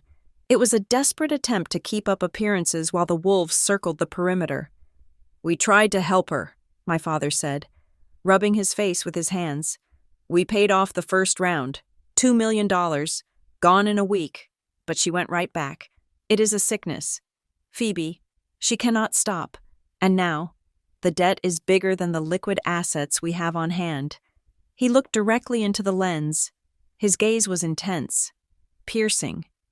"We realized that if we died," he said, "and if we left the estate to both of you, 50-50, as we always planned, she would destroy you. She would drain the accounts," my mother said. "She would forge your signature. She would bully you, and when the money ran out, those men, those dangerous men, they would not just come for her. They would come for you. They would see you as a resource to be harvested. We had to separate you," my father said. "We had to cut the cord, completely. We knew that if we gave you even a small portion, you would use it to help her. You are too kind. Bean, you have always been the fixer. You would have thrown your money into her black hole, and you would have drowned right beside her." I sobbed. A loud, ugly sound in the quiet office. They were right. If I had inherited $5 million 5 years ago, and Cambria had come to me crying, saying she was in trouble, I would have signed the check. I would have given her everything. I would have let her drag me down. "So we made a choice," my father said. His voice cracked. "A terrible choice. We decided to give Cambria the house. We decided to give her the visible money, the cars, the furniture. We made her the target. We made the house a decoy," my mother whispered. "We gave her the honeypot so she would stay there. We knew she would be too arrogant to leave. We knew she would spend years trying to maintain the illusion of wealth. And we knew that as long as she was there, shining bright and loud, you could slip away into the shadows. We gave you $1,000, my father said, because we needed the world to believe you were destitute. We needed the lenders to believe you were worthless. If you were poor, you were safe. If you were the rejected, adopted daughter, no one would look for you. You would be invisible. But we did not leave you nothing, my mother said, tears streaming down her face on the screen. We left you everything. We just hid it in time. The trust, my father explained, is designed to mature in exactly 5 years. Why 5 years? Because that is how long our forensic accountants estimated it would take for Cambria to burn through the initial assets and default on the house. We timed it. Phoebe, we timed her collapse. I felt dizzy. The cruelty of the funeral, Cambria throwing me out, the lawyer reading the will, it was all choreographed. It was a play, and I had been the unwitting lead actress in a tragedy written to save my life. There is one more thing, my father said. Mr. Reese has the file. When the house goes into foreclosure, and it will, the trust has a specific clause. It is a priority buyback option. We placed a lien on the property years ago, hidden under a shell company. When the bank moves to seize the estate, you have the first right of refusal. You can buy the house back for the debt owed.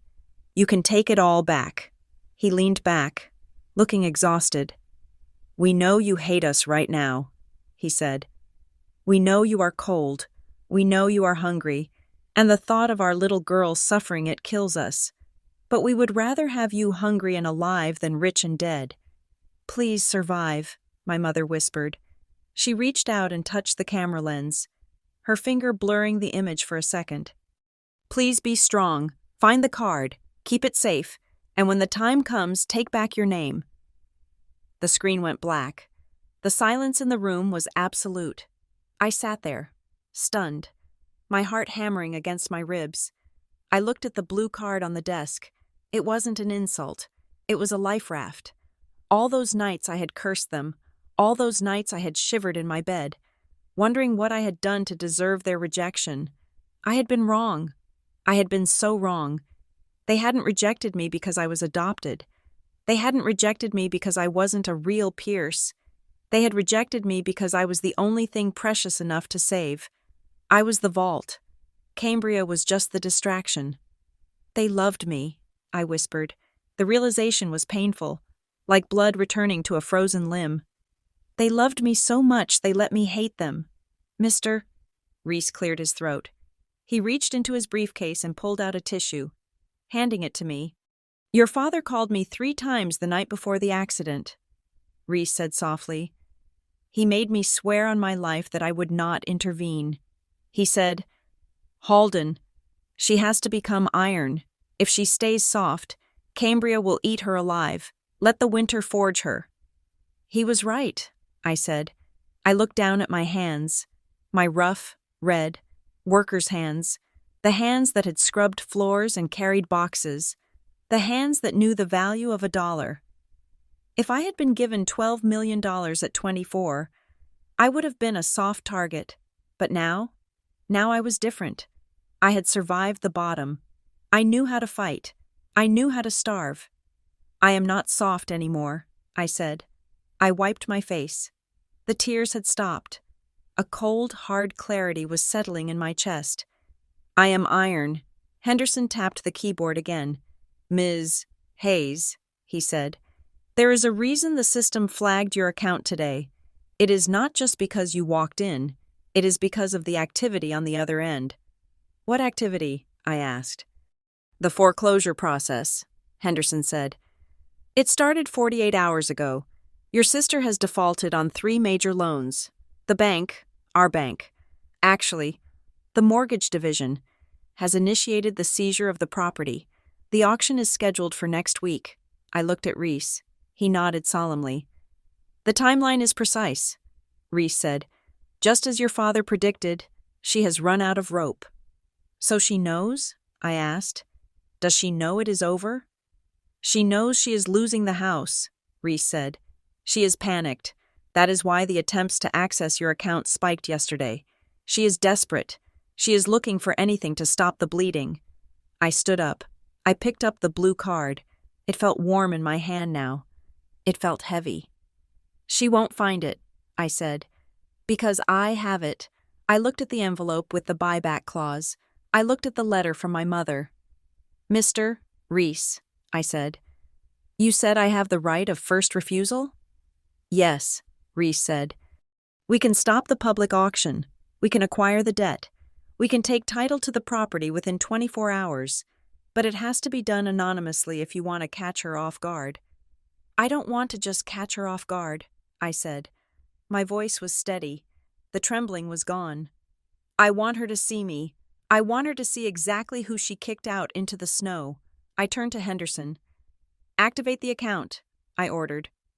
"Pay the fees, pay my rent, pay the medical bills, and then transfer the funds to the buying entity." "Which entity, Ms. Hayes?" Henderson asked, his fingers hovering over the keys. I thought about it. I thought about the snow. I thought about the cold. I thought about the north wind that had tried to kill me for 5 years. "Create a new LLC," I said. "Call it Northline Equity." Reese smiled. It was a small, grim smile. "Northline," he repeated. "Fitting." "Mr. Reese," I said, "prepare the papers. We are buying a house. The plan is nearing its end." "Phoebe," Reese said, closing his briefcase with a sharp snap, "and the board is set." I walked to the window of the office. I looked out at the street. The snow was still falling, swirling in the gray afternoon light. People were rushing by, heads down, fighting the cold. I wasn't fighting the cold anymore. I owned it. "She wanted a tragedy," I whispered to the reflection of my scarred, exhausted face in the glass. "I am going to give her one." I turned back to the 2 men who were waiting for my command. "Let us go to work," I said. The first thing I bought was not a diamond or a sports car. It was an X-ray. I walked back to the urgent care clinic 2 hours after leaving the bank. The pain in my wrist was still a throbbing, rhythmic scream. But my posture had changed.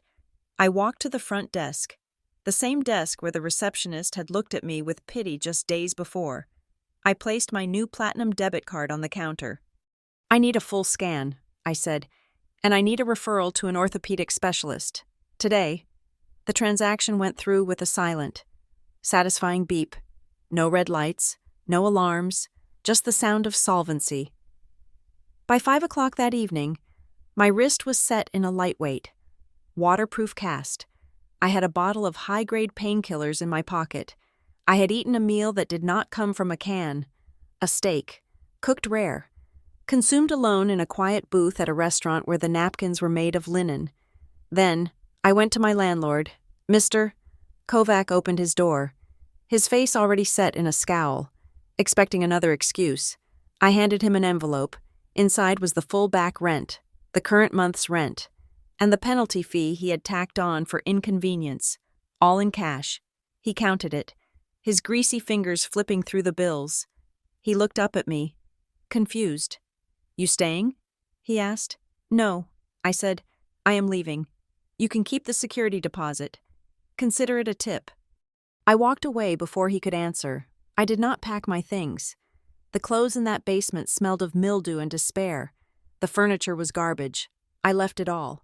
I walked out with my wallet, my phone, and the clothes on my back. It was not just a move. It was an exorcism. The next morning, I went shopping. I did not go to the boutiques where my sister shopped. I did not want flash. I wanted armor. I bought a coat made of heavy, charcoal wool that fell to my knees. It was tailored and severe. I bought boots with reinforced soles and aggressive tread, the kind that could crush ice without slipping. I bought gloves made of black leather. When I looked in the mirror of the dressing room, the girl with the frightened eyes was gone. In her place was someone sharper, someone harder. I looked like a blade sheathed in wool. Then, I went to war. I met Mr. Reese at his office downtown. It was a quiet, dusty space lined with books that smelled of old paper and legal precedent. Henderson, the bank manager, was there too, looking nervous but eager. On the large oak table between us lay the autopsy report of my sister's life. It was brutal reading. "The house is in critical condition," Reese said, sliding a dossier toward me. "Cambria has refinanced 3 times in 5 years. She pulled out every cent of equity your parents had built up. The primary mortgage is in default. The secondary high-interest loans, the ones from the predatory lenders your father warned about, are past due." He pointed to a timeline on the page. "The notice of default was filed 90 days ago." Reese continued. "The sheriff's sale is scheduled for next Tuesday. She is out of time. Phoebe, she is drowning, and she has stopped thrashing." I looked at the numbers. They were staggering. She had burned through millions of dollars. It wasn't just bad luck. It was industrial-scale mismanagement. "She thinks she can delay it," Reese said. "She has filed for an emergency injunction, claiming hardship. It will be denied. The bank, our bank, is the primary lien holder. We have the power to accelerate the foreclosure." I tapped the table with my good hand. "I do not want to just bid on it," I said.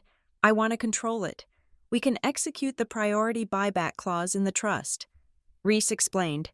"But if you do that under your own name, she will know. The court records are public. If she sees Phoebe Hayes on the docket, she will run, or she will fight dirty. She will burn the place down before she lets you have it. I want her to think she is fighting a faceless corporation." I said, "I want her to think it is just the gears of the system grinding her down. Then we need a shell." Reese said, "Do it." I said, "Create an entity, Delaware registration. Total anonymity." "What do you want to call it?" Reese asked, his pen hovering over the legal pad. I thought about the cold wind that had defined my life for the last 5 years. I thought about the direction I had walked when I left the estate that night. Northline Equity. I said, "Northline Equity, LLC. Reese wrote it down. Done. He hesitated then, glancing at Henderson. There was something else in the room, a tension I had not noticed before. "There is one more thing. Ms. Hayes," Henderson said. He opened a separate file folder. It was marked Security Alert. When we audited the accounts to prepare for the transfer, our fraud team found something. He laid out a series of printouts. They were application forms, credit card applications, loan inquiries, identity verification requests. They were all in my name, Phoebe Hayes. But the dates were recent, and the handwriting on the forms was not mine. It was jagged, rushed, but familiar. "She tried to become you," Henderson said quietly. "About 6 months ago, when the money really started to run out. Cambria tried to open lines of credit using your social security number. She tried to take out payday loans in your name. I felt a cold rage settle in my stomach. It was heavy and dense, like a stone. She did not just want to erase me. I said, she wanted to use my corpse as a stepping stone. She failed.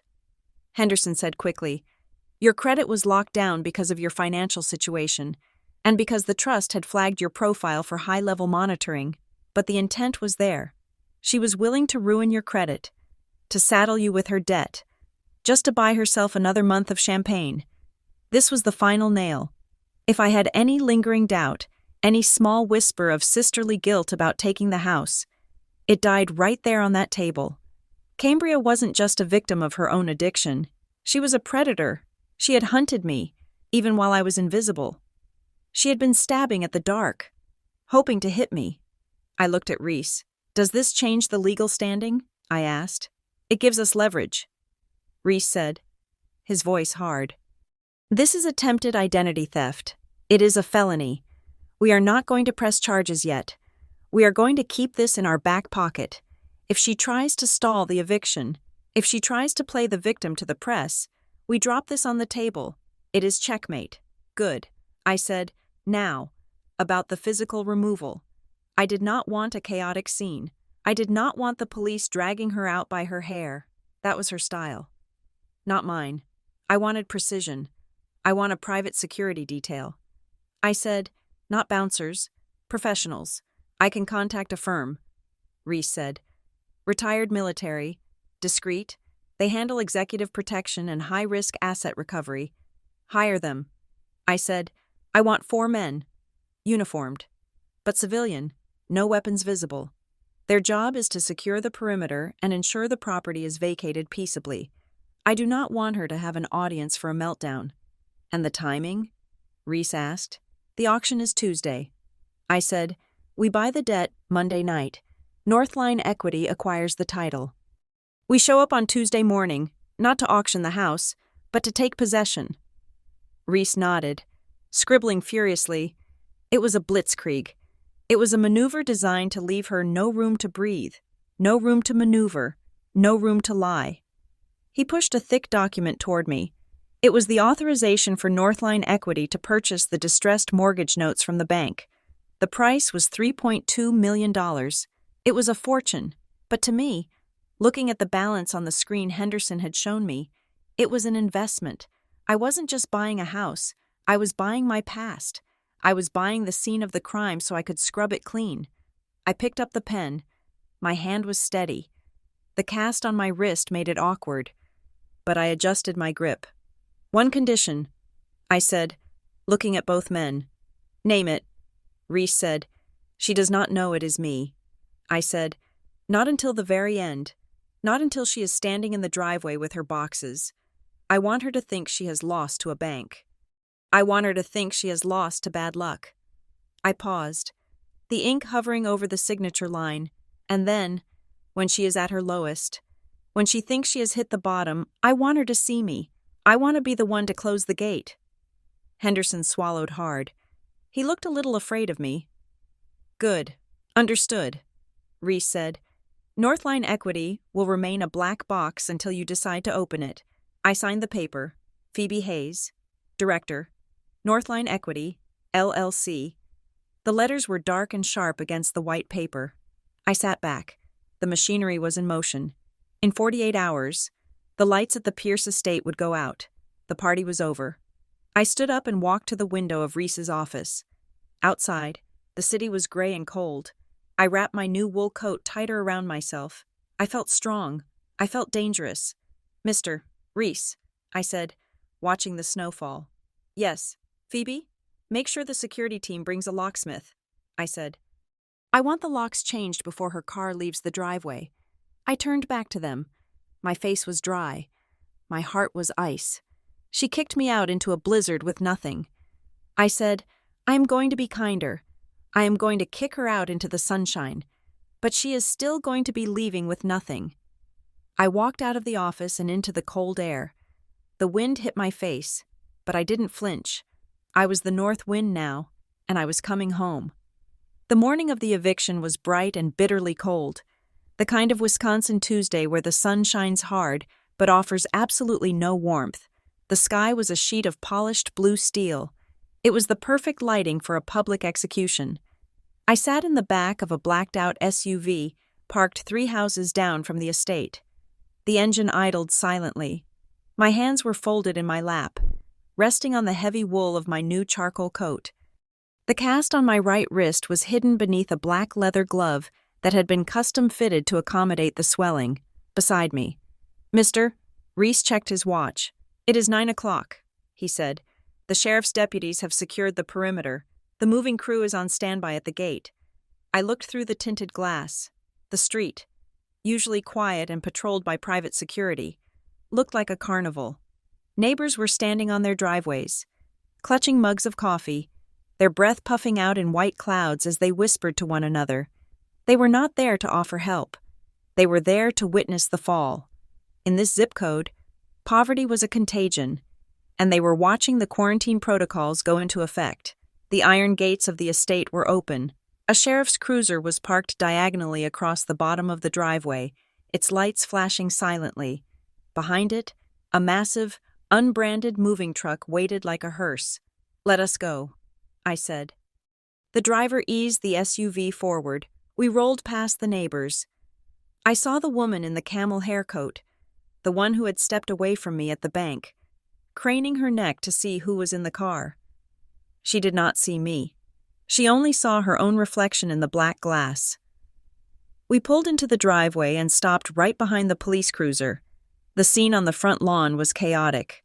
The front door, the heavy oak door that had been slammed in my face 5 years ago, was wide open. Cambria was standing on the porch. She was not wearing the designer suits I had seen in the magazines. She was wearing a silk robe that looked stained, and her hair was a tangled, blonde mess. She was screaming at a deputy who stood impassively at the bottom of the steps, holding a clipboard. "You cannot do this!" Cambria shrieked, her voice cracking with hysteria. "My lawyer is filing an emergency injunction. This is a wrongful seizure. I am Cambria Vaughn. This is my house." Behind her, the door opened and a man stumbled out. It was Logan, her husband. He was not screaming. He was sweating. He was carrying a large flat-screen television in his arms, the cords trailing behind him like severed veins. He looked frantic, his eyes darting around the lawn, looking for a place to stash the loot before the ship went down completely. "He is taking the fixtures," Reese noted dryly. "That is technically theft of bank property. Let him," I said. "He looks like a rat carrying a piece of cheese." The driver opened my door. The cold air rushed in, sharp and familiar. I stepped out. My boots hit the pavement with a solid, authoritative thud. I adjusted my coat. I put on a pair of oversized black sunglasses. I looked at the house. The white brick facade that Cambria had installed looked cheap in the harsh daylight. It looked like a smile with too many teeth.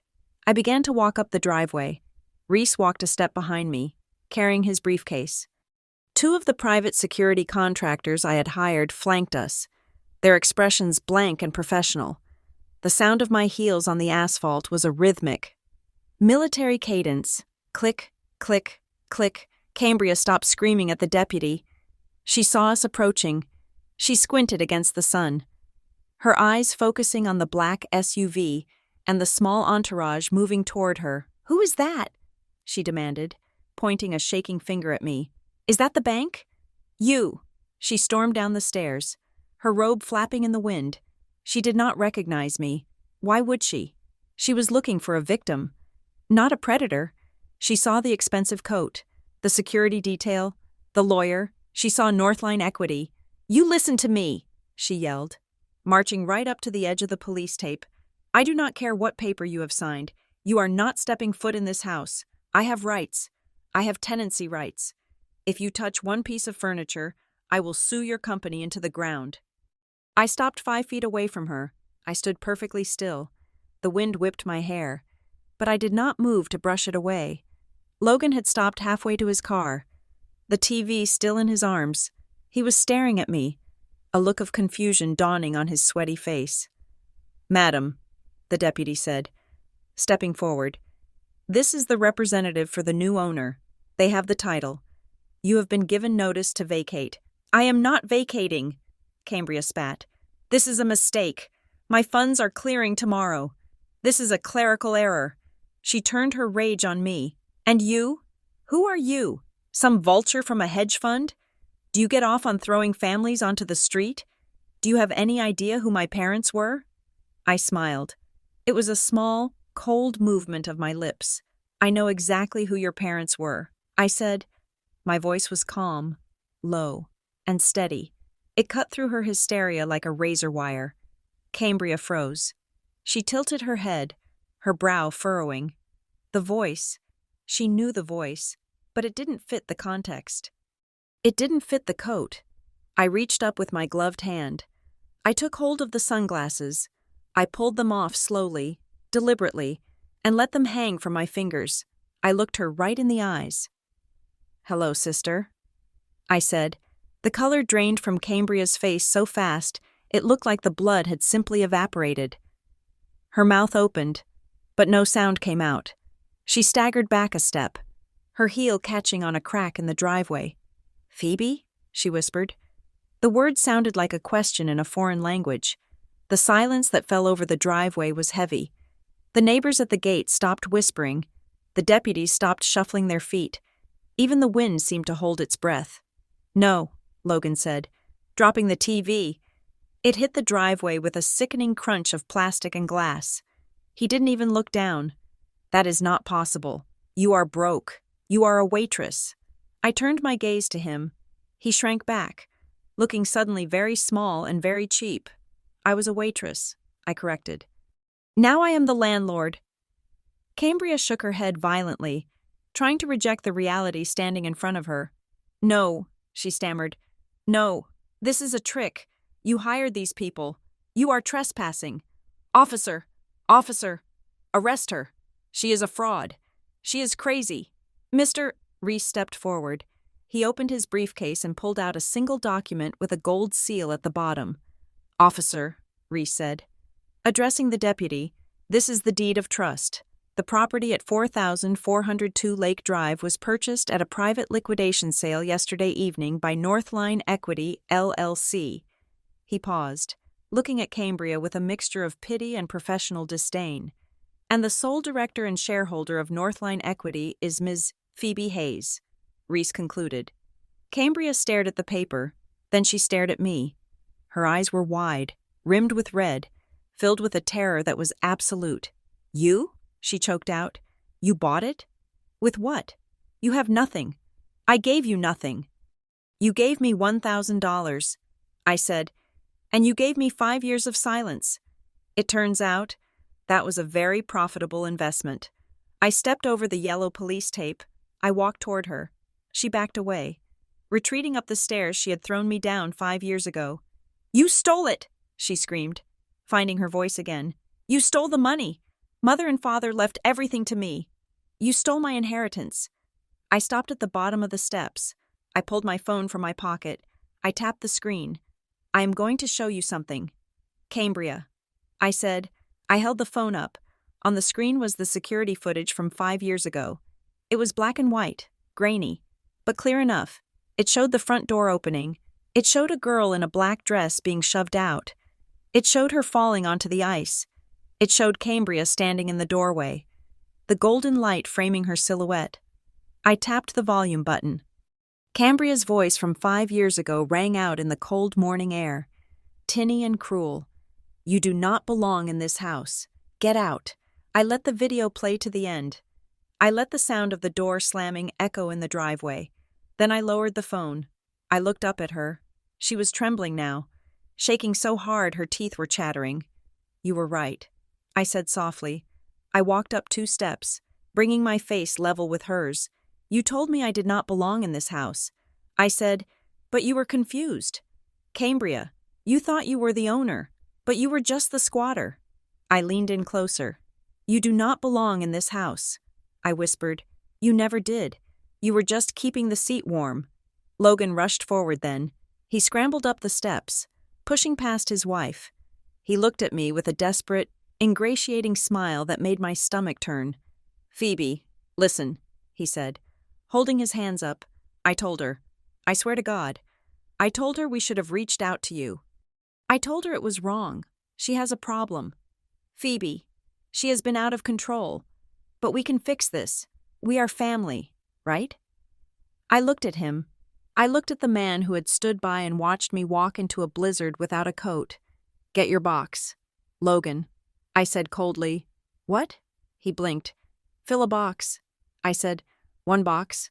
Personal items only. No electronics. No jewelry. And if you are not off my property in 10 minutes, I will have the sheriff arrest you for theft of the television you just smashed." Logan's face crumbled. He looked at Cambria, then back at me. He didn't argue. He didn't defend his wife. He turned and ran into the house, leaving her standing alone on the porch. Cambria let out a sound that was half sob, half scream. She looked at the neighbors watching her. She looked at the movers waiting to clear out the wreckage of her life. She looked at me, standing in my charcoal coat, untouchable.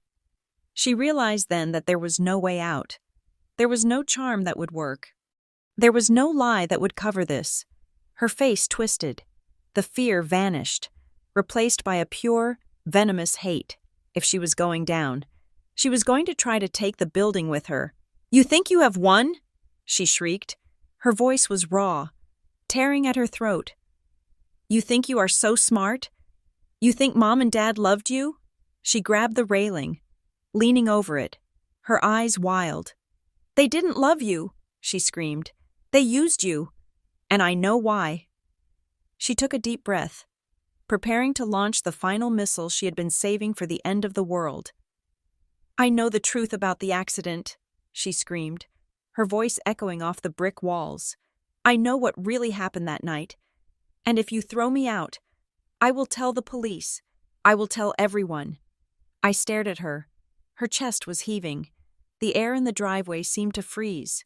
She was bluffing, or she was insane, or she was desperate enough to say the one thing that could not be unsaid. "Go ahead," I said quietly. But before she could speak, Reese stepped up. "Ms. Vaughn," he said sharply, "I would be very careful about your next sentence. Slander is expensive, and you are already bankrupt." Cambria looked at him, then at me. She started to laugh. It was a broken, jagged sound. "You want the truth?" she hissed. "You want to know the real secret?" She opened her mouth to scream it, to burn the world down. But the words caught in her throat as two movers stepped onto the porch behind her, carrying boxes. The eviction had begun, and whatever poison she was holding in her mouth, she was going to have to swallow it. The threat hung in the freezing air like a cloud of toxic gas. Cambria stood on the porch, her chest heaving, her eyes wild with the manic energy of a cornered animal. She had pulled the pin on her final grenade, threatening to expose a dark secret about the accident that had killed our parents. For a second, the silence was absolute. The neighbors held their breath. The deputies shifted their weight. Even the wind seemed to die down, waiting to see if the explosion would destroy me. I looked at her. I looked at the sister who had terrified me for 2 decades, and I realized something profound. She was empty. There was no secret. There was no conspiracy. It was just noise. It was the desperate thrashing of a drowning woman trying to pull someone down with her so she could push off their body to catch a breath. I did not flinch. I did not gasp. I simply stood there, my hands deep in the pockets of my charcoal coat, and watched her disintegrate. "Mr." Reese stepped forward. He did not look worried. He looked bored. "That is a fascinating theory, Miss Vaughn," Reese said, his voice dry and cutting. "But if you are implying that you have withheld evidence regarding a vehicular homicide for 5 years, then you have just confessed to obstruction of justice. Should I ask the deputy to add that to the report?" Cambria's mouth snapped shut. The bluff had failed. She looked around, realizing she had walked into a trap of her own making. "However," Reese continued, opening his briefcase again, "since we are discussing secrets and illegal activities, perhaps we should talk about the digital footprint you left behind." He pulled out a thick stack of papers. They were computer logs. Pages and pages of red text. "What is that?" Cambria whispered. "These," Reese said, holding them up for the neighbors to see, "are the server access logs for the Granite Harbor Trust secure portal. They detail over 400 attempts to forcefully bypass the encryption on a trust account belonging to Phoebe Hayes." He took a step closer to the stairs. "We traced the IP address, Ms. Vaughn. It resolves to the router inside this house, and we have the keystroke analysis. The passwords attempted were not random.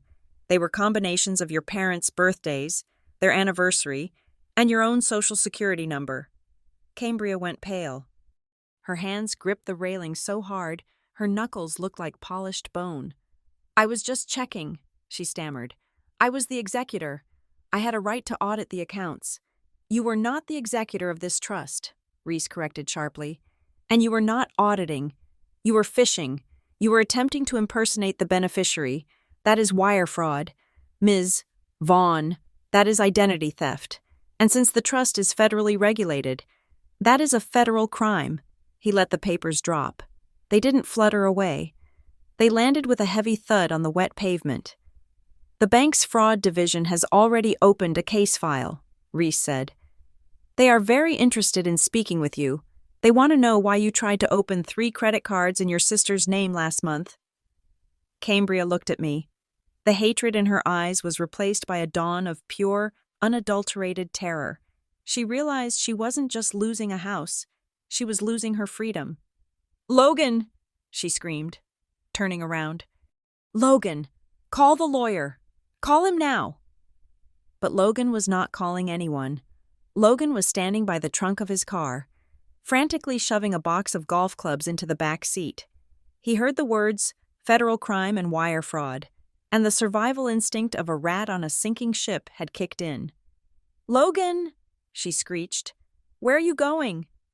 "I didn't do it," Logan yelled back, his voice high and panicked. "I told you not to touch that computer. Cam, I told you to leave it alone. I am not going to jail for you." "You coward," Cambria screamed, stumbling down the stairs toward him. "You spent the money too. You drove the cars. You drank the wine. You are in this with me." "I signed nothing," Logan shouted, slamming the trunk. "Check the papers. My name is on nothing. You wanted to be the heiress? You wanted to be the boss? Congratulations. You are the boss." He jumped into his car. The engine roared to life. He didn't even look at her. He threw the car into reverse, tires squealing on the asphalt, and backed out of the driveway so fast he nearly clipped the sheriff's cruiser.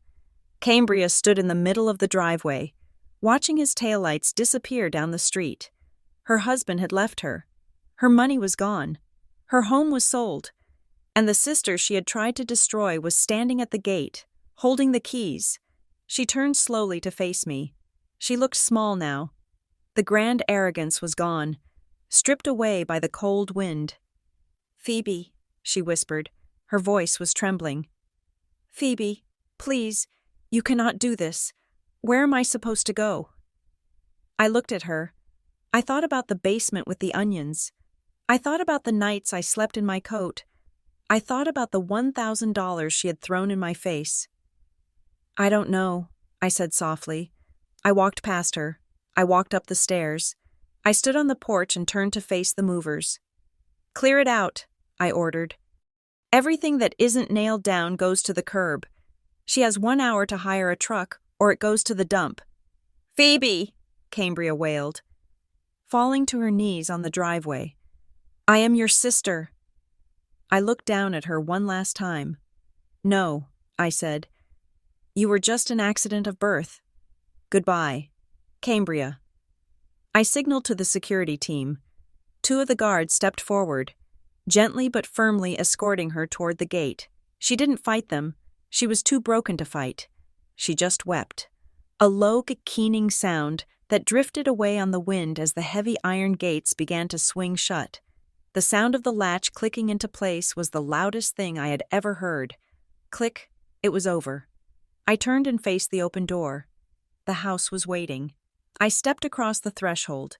The interior was unrecognizable. Cambria had indeed gutted it. The warm mahogany paneling was gone, replaced by stark, white plaster. The cozy rugs were gone, replaced by cold, polished marble that echoed with every step. The furniture was modern, sharp, and uncomfortable. It looked like a museum, not a home. It felt sterile. It felt like a place where love went to die. I walked through the foyer. My boots made a lonely sound on the stone. The movers were already at work, swarming the upstairs rooms, hauling out Cambria's designer clothes and her ridiculous art collection. But I ignored them. I walked straight to the back of the house, to the room that used to be my father's study. It was the only room Cambria hadn't fully renovated. Maybe she was afraid of his ghost. The heavy oak bookshelves were still there, though she had painted them a trendy gray. The fireplace was still there. I walked to the fireplace. I knelt down. In the video, my mother had mentioned a final secret, but she hadn't meant a scandal. She had touched her heart when she said it. I reached up inside the chimney flue. There was a loose brick there, hidden by the soot. It was a hiding spot my father had shown me when I was 7 years old, a place where he used to hide chocolate bars from my mother. My fingers brushed against something cool and metallic. I pulled it out. It was a small, tin box, an old cookie tin. I sat on the cold floor, ignoring the dust ruining my new coat. I opened the lid. Inside was not money. It was not diamonds. It was a stack of Polaroids and a letter. I picked up the photos.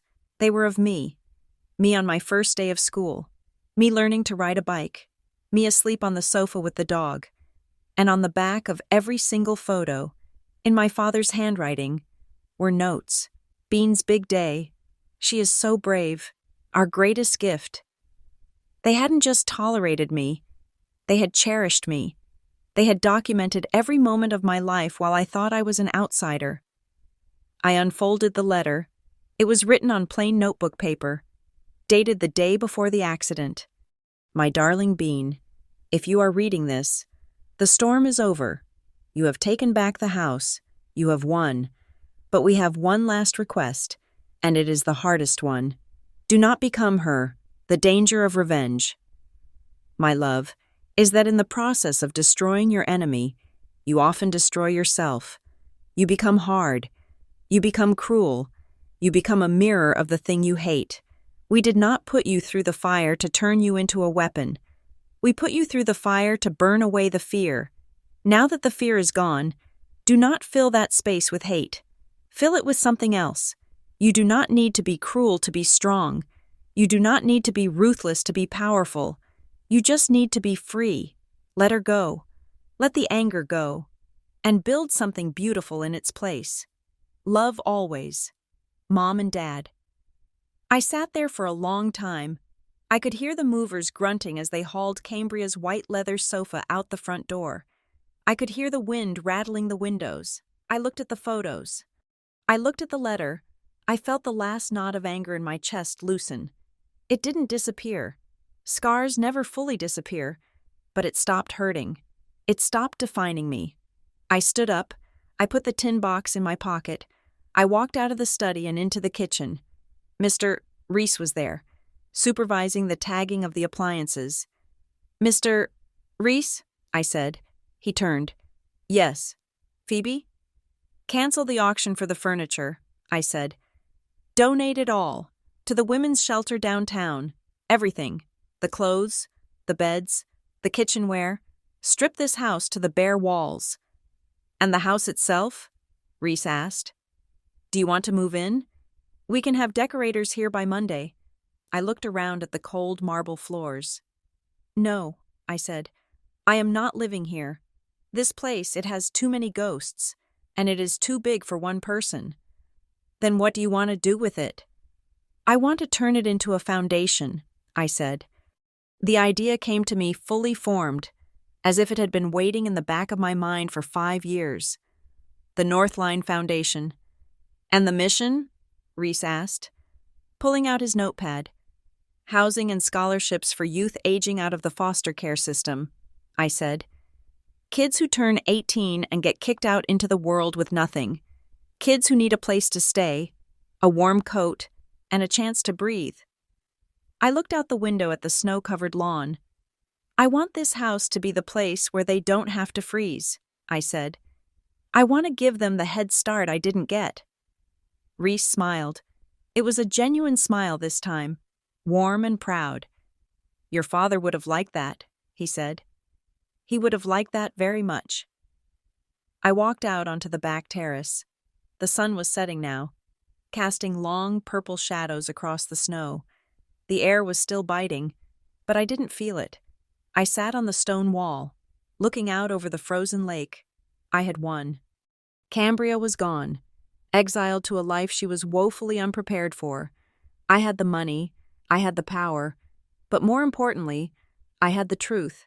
I wasn't the stray, I wasn't the charity case.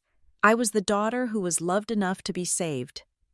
I took a deep breath, filling my lungs with the crisp, clean air. I was 29 years old. I had $12 million, and I had a lot of work to do, but for the first time in 5 years.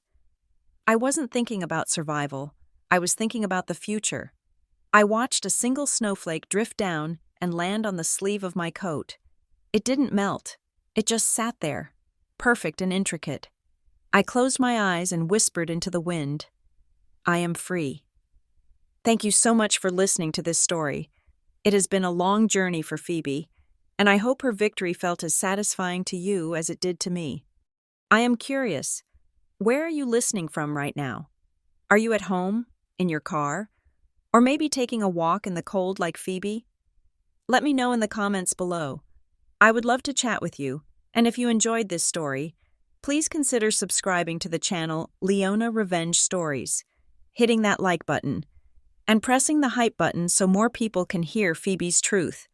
If it were you, would you have forgiven Cambria? Or would you have done exactly what Phoebe did? Let's talk about it. See you in the next story.